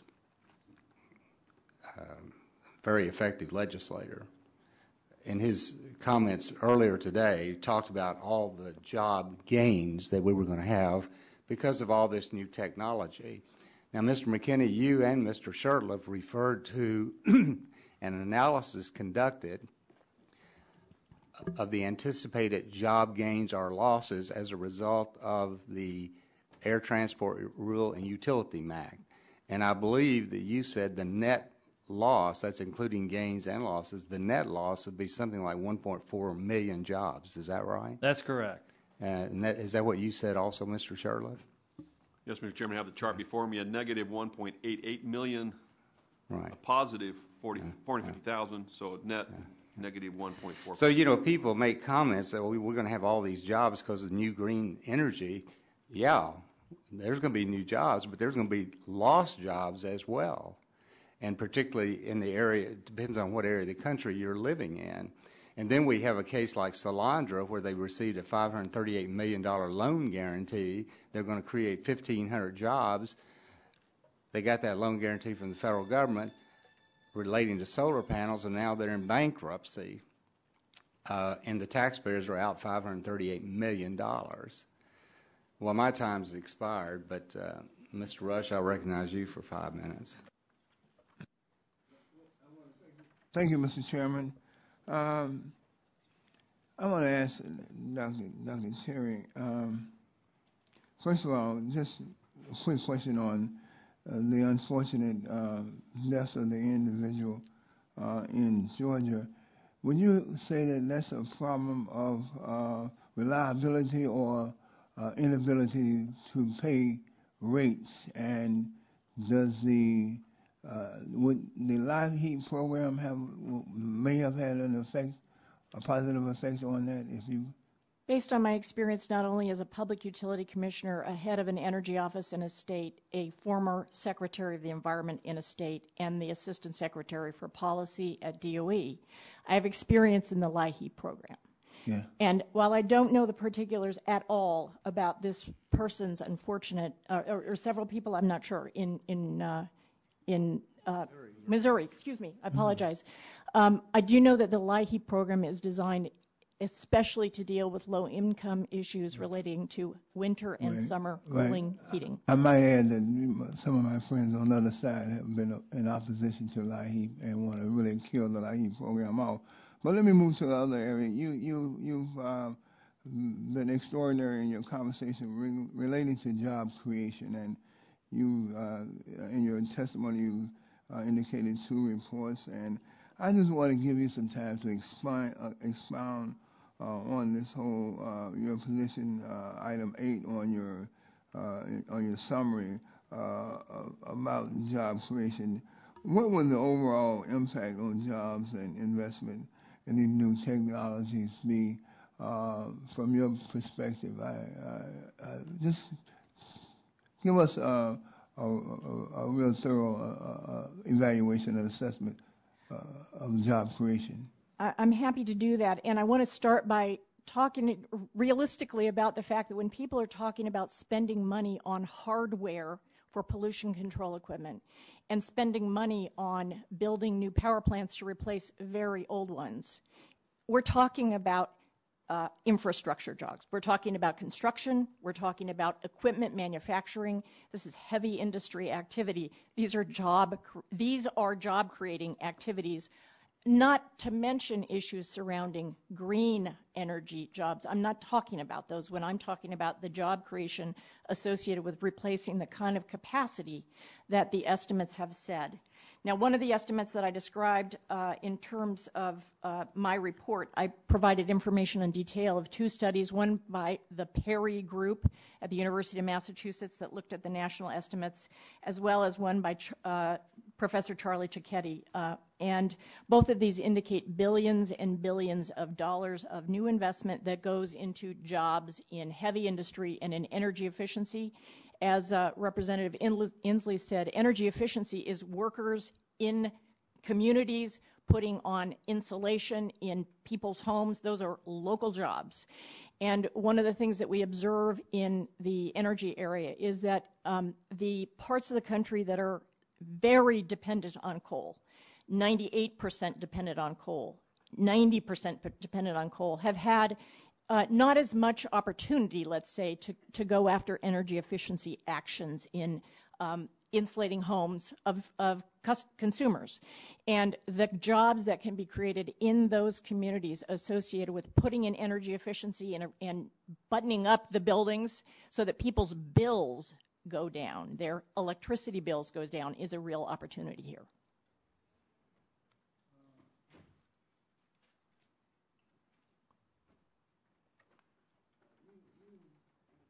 In August of 2010, you co-authored a report on the electric system reliability in face of impending EPA air pollution rules. You recently updated that report. Can you summarize your new findings? Yes, the most important findings were that there are so many companies that have indicated out loud that they are ready to manage these. We updated it also to indicate that the regulations as proposed are more flexible. They allow for more available pollution control technology than people previously thought. And that led us to conclude that the more recent estimates about the impacts of these regulations are the ones that are more credible for understanding where we stand today. At this time, I recognize Mr. Olson from Texas for 5 minutes. I thank the chair and I thank the witnesses for coming today. Greatly appreciate your time and expertise. I'm from Texas, so I'm going to focus on some of the Texas challenges that we're facing in Texas. And my questions is, first one's going to be for you, Chairman Doggett. Thank you for coming, leaving Lone Star State and coming here to Washington, D.C. No people back home who say you're crazy. They say that about me all the time, but we're fighting for Texas. I want to talk about the luminant issue, and we've talked about it in the previous panel, and we've talked about it here, but because of the CASPR rules, EPA, we're going to lose at least 2 coal-fired plants in our state, 500 jobs. And I just want to make the panel aware and the committee aware of a letter that was sent from EPA. This is the Deputy Administrator Rob, and I'm going to mess up his last name, Persepi. He sent this to Lumet CEO David Campbell on September 11th, 2011, just last, I guess, would be Sunday. And the letter says, this is EPA's letter. We will share with you data that illustrate how Texas Lumet can comply with CSAPR cost effectively while keeping levels of lignite coal use near current levels, thus avoiding the need to idle plants or shut down mines in response to requirements of the rule. And Lumet's response is, we're very eager to receive this information. EPA has not yet laid out any specific alternatives that do not involve job losses and facility closures. I mean, shouldn't they have had that discussion with Lumet before CSAPR was being implemented? And Mr. Doggett, care to respond? I would prefer not to respond relative to job loss, but certainly from reliability purposes, I think in discussions with EPA yesterday afternoon, they at this point are willing to sit and look at our numbers that generated the results from our report and let us try to determine why there are differences in the data that they used in preparing the rule versus the data that we're presenting. So certainly that dialogue would have been helpful. Yes, you would hope they would have that dialogue beforehand, before the company announces that they're going to have to close 2 power plants. I mean, that's absolutely wrong. Again, to the Public Utility Commissioners, similar experience, Mr. Davis, Commissioner Davis? EPA not giving you any warning, not consulting you, or making promises that they're not keeping? And to my knowledge, to the best of my knowledge, our agency has not received any communications from the Environmental Protection Agency at all. Commissioner Wise? Yes, we have not, and we're just trying to figure out where the end rules are going to be and how we shoot at a target that we don't know where it is. And Commissioner McKinney?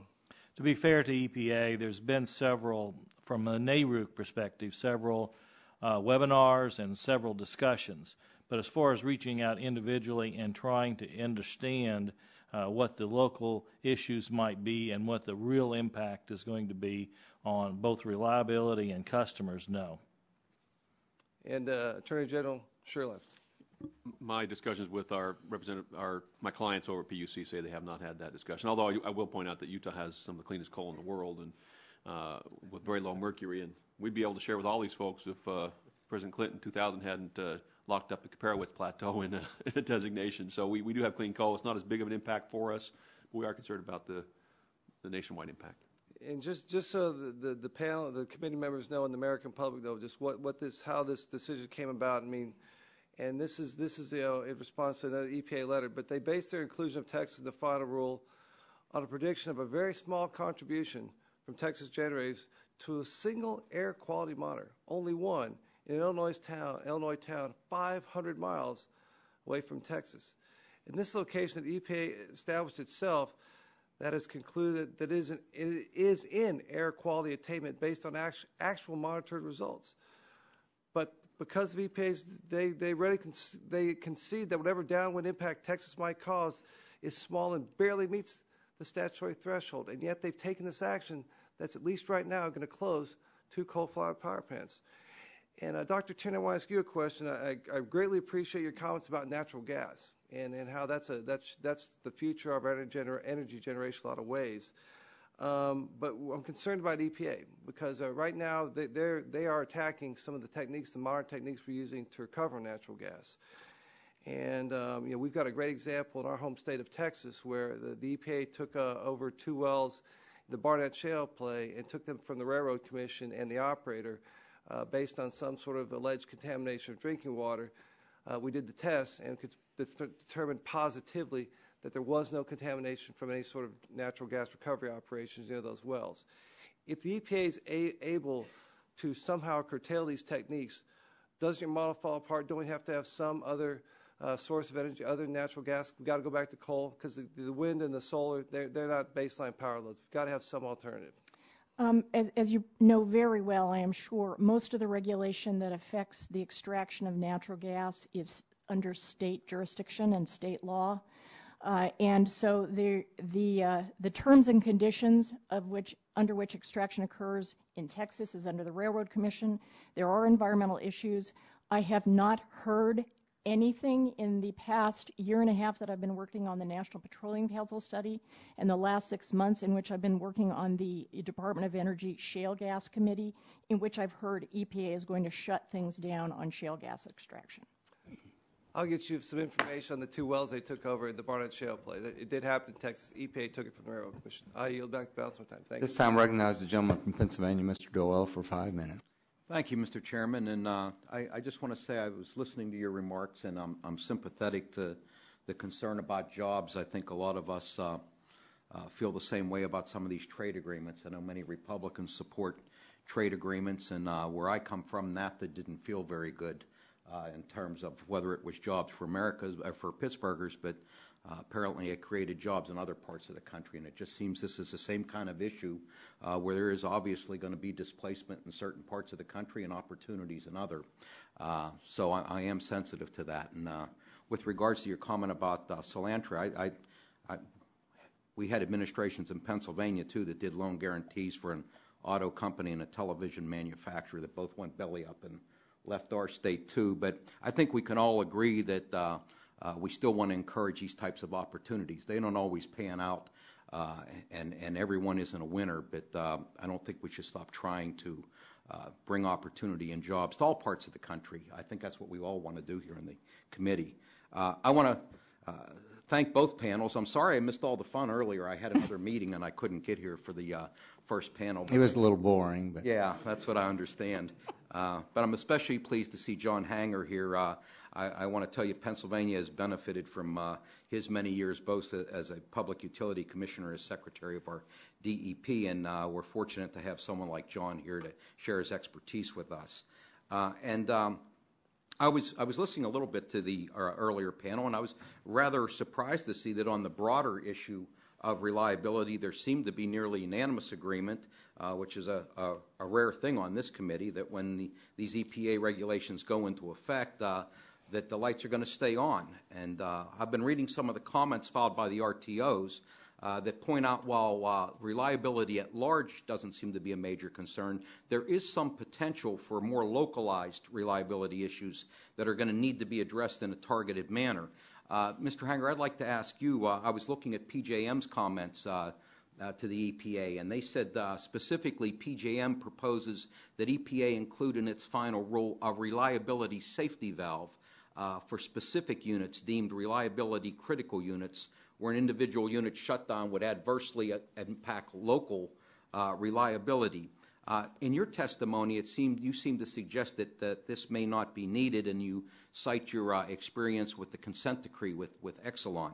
Do you believe that similar outcomes, consent decrees, would be expected across the country when needed, or could you expand a little bit on why maybe you think this safety valve, reliability safety valve, isn't necessary? Well, I agree that the safety valve idea is a good idea.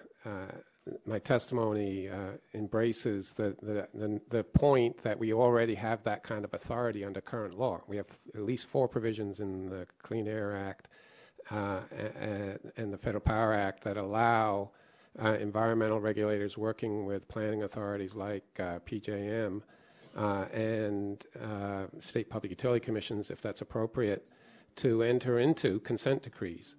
So I absolutely agree that whenever you retire an individual plant, there is a local reliability analysis that must happen. That's true whether or not we have these rules. There are some plants that are retiring today, and we don't have the rules, and I'm sure wherever that happened or is in the process of happening, they've gone through a detailed reliability analysis.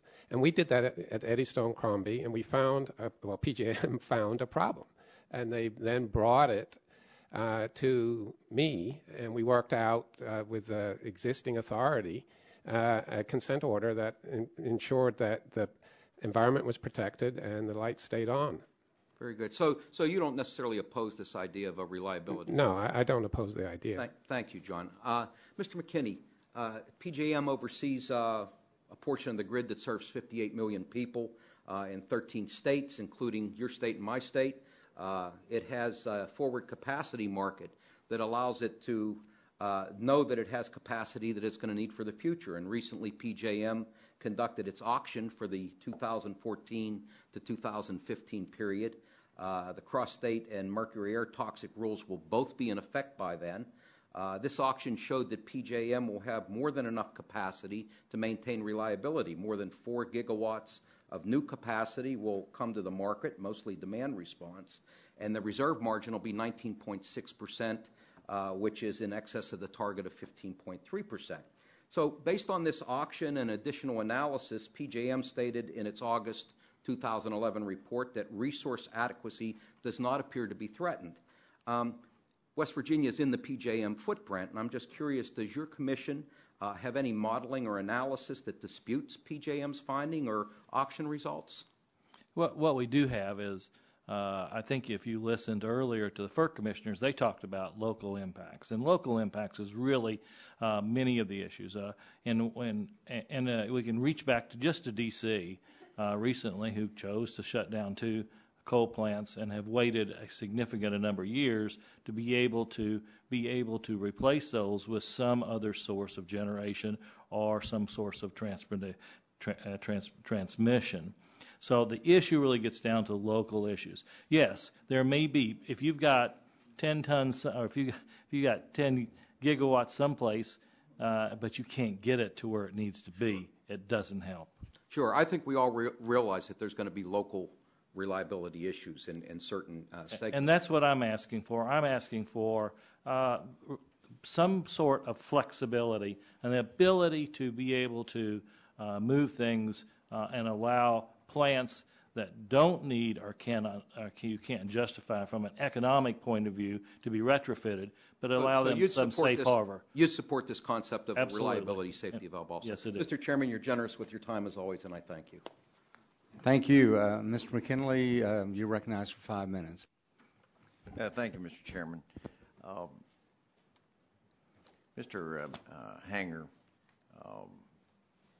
you had referenced, I think you said in your, I think it was in your remarks. I've read through your printed remarks, but in your oral statement, you said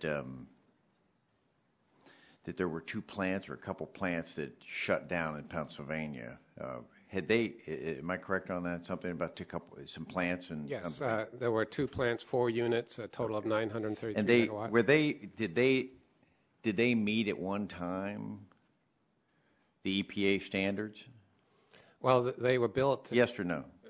At one time. Okay. In the 50s and 60s and 70s, they were very old plants. Okay, and they're old plants. I understand. But then you went on, which really caught my ear.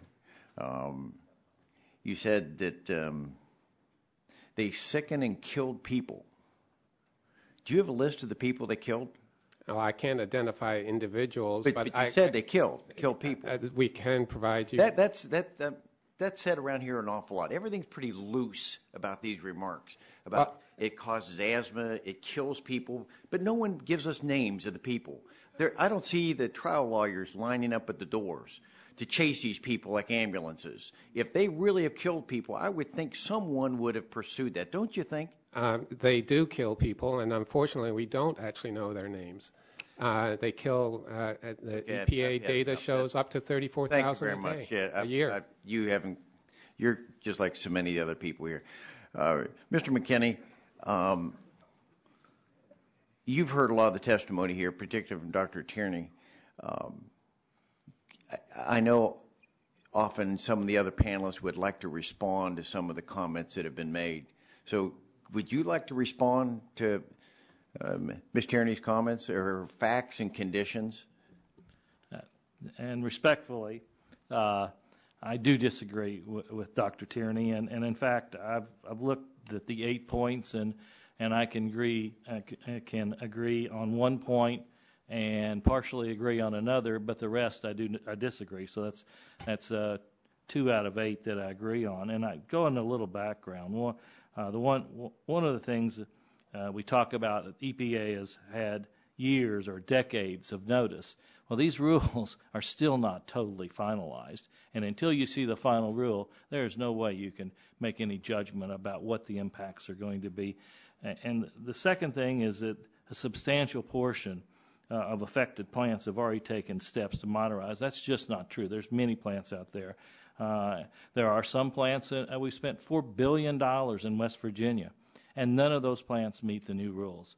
I mean, we have spent money after money trying to make adjustments in SO2, trying to lower and do the right things. Those obviously have been not enough.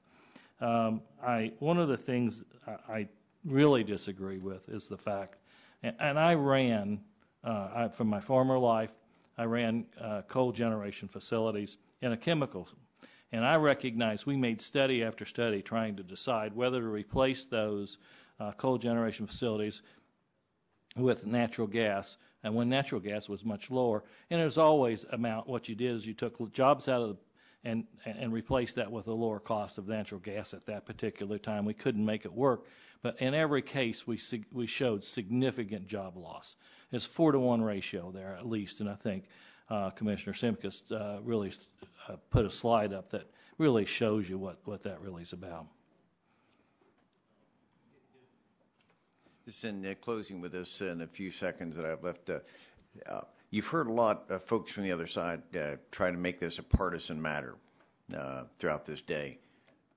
But your registration, how are you registered? I'm a Democrat. Thank you.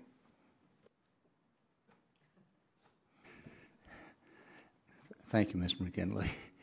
Mr. Green, you're recognized for 5 minutes. Thank you, Mr. Chairman. Mr. Doggett, I want to thank you for being here and to testify today. The 100-plus degree temperatures we're experiencing across Texas and then the extreme cold weather we had in February, reminders of how important the role ERCOT plays in Texas. And I appreciate your working to ensure Texans have the electricity they need to get through the extreme temperatures. For members, in Texas we have our own grid, and although parts of southeast Texas and parts of north Texas are not part of it, but ERCOT's our agency that controls it. Mr. Doggett, you're here today to testify about the recent analysis ERCOT conducted on what the CSA PR rule would mean for Texas, the cross-border rule. In doing so, I noticed you did not include how natural gas infrastructure would affect the 3 scenarios you discuss in length. And I know it may not be feasible for all the plants to switch from coal to natural gas, but again, with some of our rich resources we're developing in Texas on the land side, it seemed like some of those could be possible. Why didn't you or ERCOT account for natural gas in your analysis? We interviewed each of our resource owners and identified their plans to comply. And in those interviews, that was not presented as a viable compliance option. Okay. If you had accounted for natural gas, how would this have changed your numbers? It would be hard for me to estimate that impact. I did talk to the Luminant owners, and we confirmed that switching from coal to natural gas for those units was not an option, but I'm unaware of whether that was even an option for the other plants. Okay. I've been told, and I know recently with our heat wave in Houston, there were some natural gas plants out of mothball, were taken out of mothball. I've been told that only 40% of those natural gas plants are running. Is that the correct percentage? 40%. Well, I've been told that natural gas plants in Texas only run 40% of the time. Natural gas delivers about a little over 40% of our energy. I'm sure off peak because they are not necessary with baseload generation. I'm not sure if 40% is the number, but we economically dispatch the unit, so it's likely that they are not running at off-peak times. Okay. Is there any discussion on trying to go to make the baseload natural gas with prices now at $3.90 per MCF? Because I know baseload is particularly our nuclear power plants. We have 2 in Texas, and also with coal plants. But is there discussion on trying to do natural gas as a baseload? We had a hearing in Texas yesterday where one entity outside of ERCOT in East Texas highlighted that they were going to reverse their fleet and make their gas units their base load resources and let the coal units provide the variability. It was really presented as a concern because of the increased cost. I'm not here to talk about the increased cost, but that was their point. And they also highlighted the concern with increased maintenance and decrease in reliability when you use a unit that was designed for base load cyclically. That creates maintenance problems. Okay. I understand ERCOT has the authority to utilize reliability must-run contracts with companies. Can you explain what these contracts are and whether or how they could be used to mitigate some of the generation capacity reductions that we've experienced? I know you have at ERCOT. Is there a way that those contracts can be utilized that ERCOT can do? There's a possibility. I mentioned earlier that EPA reached out to us yesterday to discuss some options moving forward, and that was one option that they mentioned. The challenge there is that we have to have a method for the resource owner to have some assurance that they will be given a variance from EPA. We certainly can't require a resource owner to break the law. Yeah. Texas was included both in the SOX and NOx and the CARE program that was ruled out in 2008. While I'm incredibly frustrated with not only with how the EPA handled the possibility of including Texas, but frankly their entire assumption used to justify its inclusion, what do you say to the critics who will say that these companies should have been working toward these reductions all along, since they were supposed to meet stricter standards under CARE, and that Texas and ERCOT should have been better prepared for this? How do you respond to that? Well, we analyzed the preliminary rule, and from our analysis of the preliminary rule, it did not appear likely that Texas would be included in the SOT. And believe me, I share your opinion on that. And we've had this discussion with EPA for a number of months on a both partisan and bipartisan basis, and it's frustrating. Mr. Bernstein, the Bernstein research examining the issue, finding that if Texas utilities would simply run their existing scrubbers continuously and switch unscrubbed units to lower sulfur coal, Texas would likely comply with its SO2 budget under the rule in 2012. And do you think that's correct? We have been told by the resource owners that is incorrect. Okay, thank you. Thank you, Mr. Chairman. This time I recognize the gentlelady from California, Ms. Capps, for 5 minutes. Thank you, Mr. Chairman. We know that numerous independent studies conclude that any retirements of old, inefficient coal plants can be offset by large amounts of excess generating capacity, by new capacity that can be quickly built, and third, by demand response and energy efficiency measures that can reduce the amount of generating capacity that is needed at all. But it's always possible that there will be localized reliability challenges caused by retiring power plants. And I want to thank you, Mr. Hanger, for your answers and your responses to Mr. Doyle's questions. You noted a real-life situation that our Republican colleagues are often very worried about. You've demonstrated that the state and the utility and the grid operator were able, at least in this instance, to work together to keep the lights on while protecting the environment. So I thank you for your... Welcome. Thank you. And I want to turn to you, Dr. Tierney, because Mr. Hanger's response is one approach to dealing with the potential localized reliability challenge. But hopefully there are some other flexibilities available as well to address situations where a plant needed more time. And oftentimes this is the question that arises in a local community. They don't have time to assure a reliability and the confidence that it engenders. Well, thank you very much for the question, Representative. And there are quite a few instances of situations where a plant was going to retire for economic reasons or for environmental reasons, and it was found in the local reliability studies to be a problem if there were a retirement. I can think of an example in Massachusetts where there was a consent decree negotiated between the environmental regulators and the owner of the plant, in conjunction with a must-run contract, very similar to what happened in Pennsylvania, kept the plant operating while there were remedies put in place. Transmission upgrades were put in place. Demand management was put in place to reduce the demand in the area. Another example is one that I mentioned previously across the river at the Potomac River Generating Station, where Virginia was, the state regulators were interested in having that polluting plant be shut down. The company wanted to shut it down. There were applications made to the Department of Energy to use its emergency authority under existing law to find a condition under which the plant could not be retired. And PJM came up with studies of transmission, and transmission was put in place along with other, again, alternatives besides just shutting down the plant to keep that plant operating during the period of the other remedies. Those are now in place, and the plant looks like it will be shutting down by voluntary action of the owner.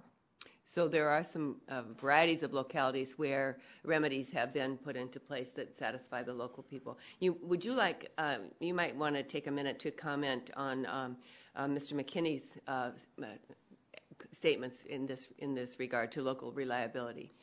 But I could not agree with him more that local reliability issues are fundamental and important. And as one of the other panelists, John Hanger, said, when there is an addition to the grid in terms of a new power plant or a removal of a power plant from the grid, there are always local reliability studies. Those have to be done.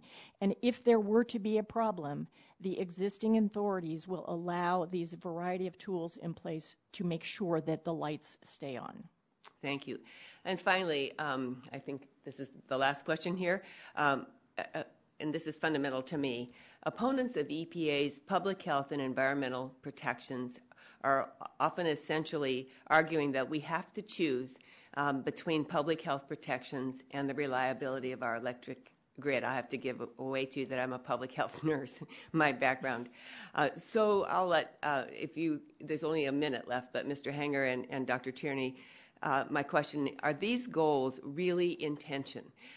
Do we have to choose at the local level between reducing toxic pollution and keeping the lights on? I'll go first since I'm afraid Congressman took offense to my language. The language, I'm afraid, reflects the truth. The old coal-fired power plants do emit pollution that can cause health damage. That's why we have these rules. We're not doing this just to harass the coal industry or any other industry. This is about human health, and they're not in tension. That's what has been demonstrated in Pennsylvania. It's been demonstrated in many states. We have cleaner ways to clean up the coal plants so they can continue to operate. We can build new coal plants that don't cause that damage. And we have alternative fuels. And we should just get on with it. Thank you. Any further comments from you? He said exactly what I would have said. And also from my background, the cost of health, damaged health to employees, to neighborhood families, we haven't really stopped to figure out exactly how that fits into this balance as well. So that when we assess the cost, we need to look at a wide circumference. And I'm glad to know that, and maybe some of the rest of you would agree. If anyone wants to, I have 29 seconds. Oh no, I'm over. Okay, you can always get in touch with me. Thank you.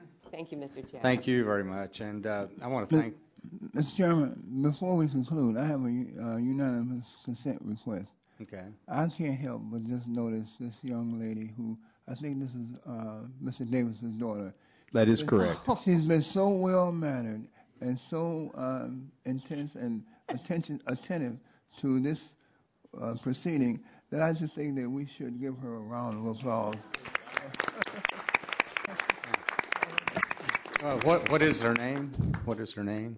Micah Davis. And has she always been this interested in environmental issues, coal issues? For the last 2 or 3 years, she's been following me around. Thank you. Yeah. I also have a unanimous consent request on behalf of Mr. Murphy, who's a member of this committee. He wants to submit for the record the Pennsylvania Department of Environmental Protection's comments regarding the utility MAC rule. and also the comments of PJM's comments on this rule as well. So I'll admit that into the record.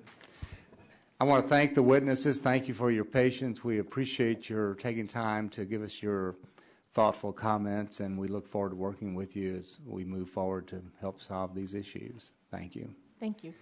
And the record will stay open for a minimum of 10 days for any additional comments or documents to be presented. With that, the hearing is adjourned.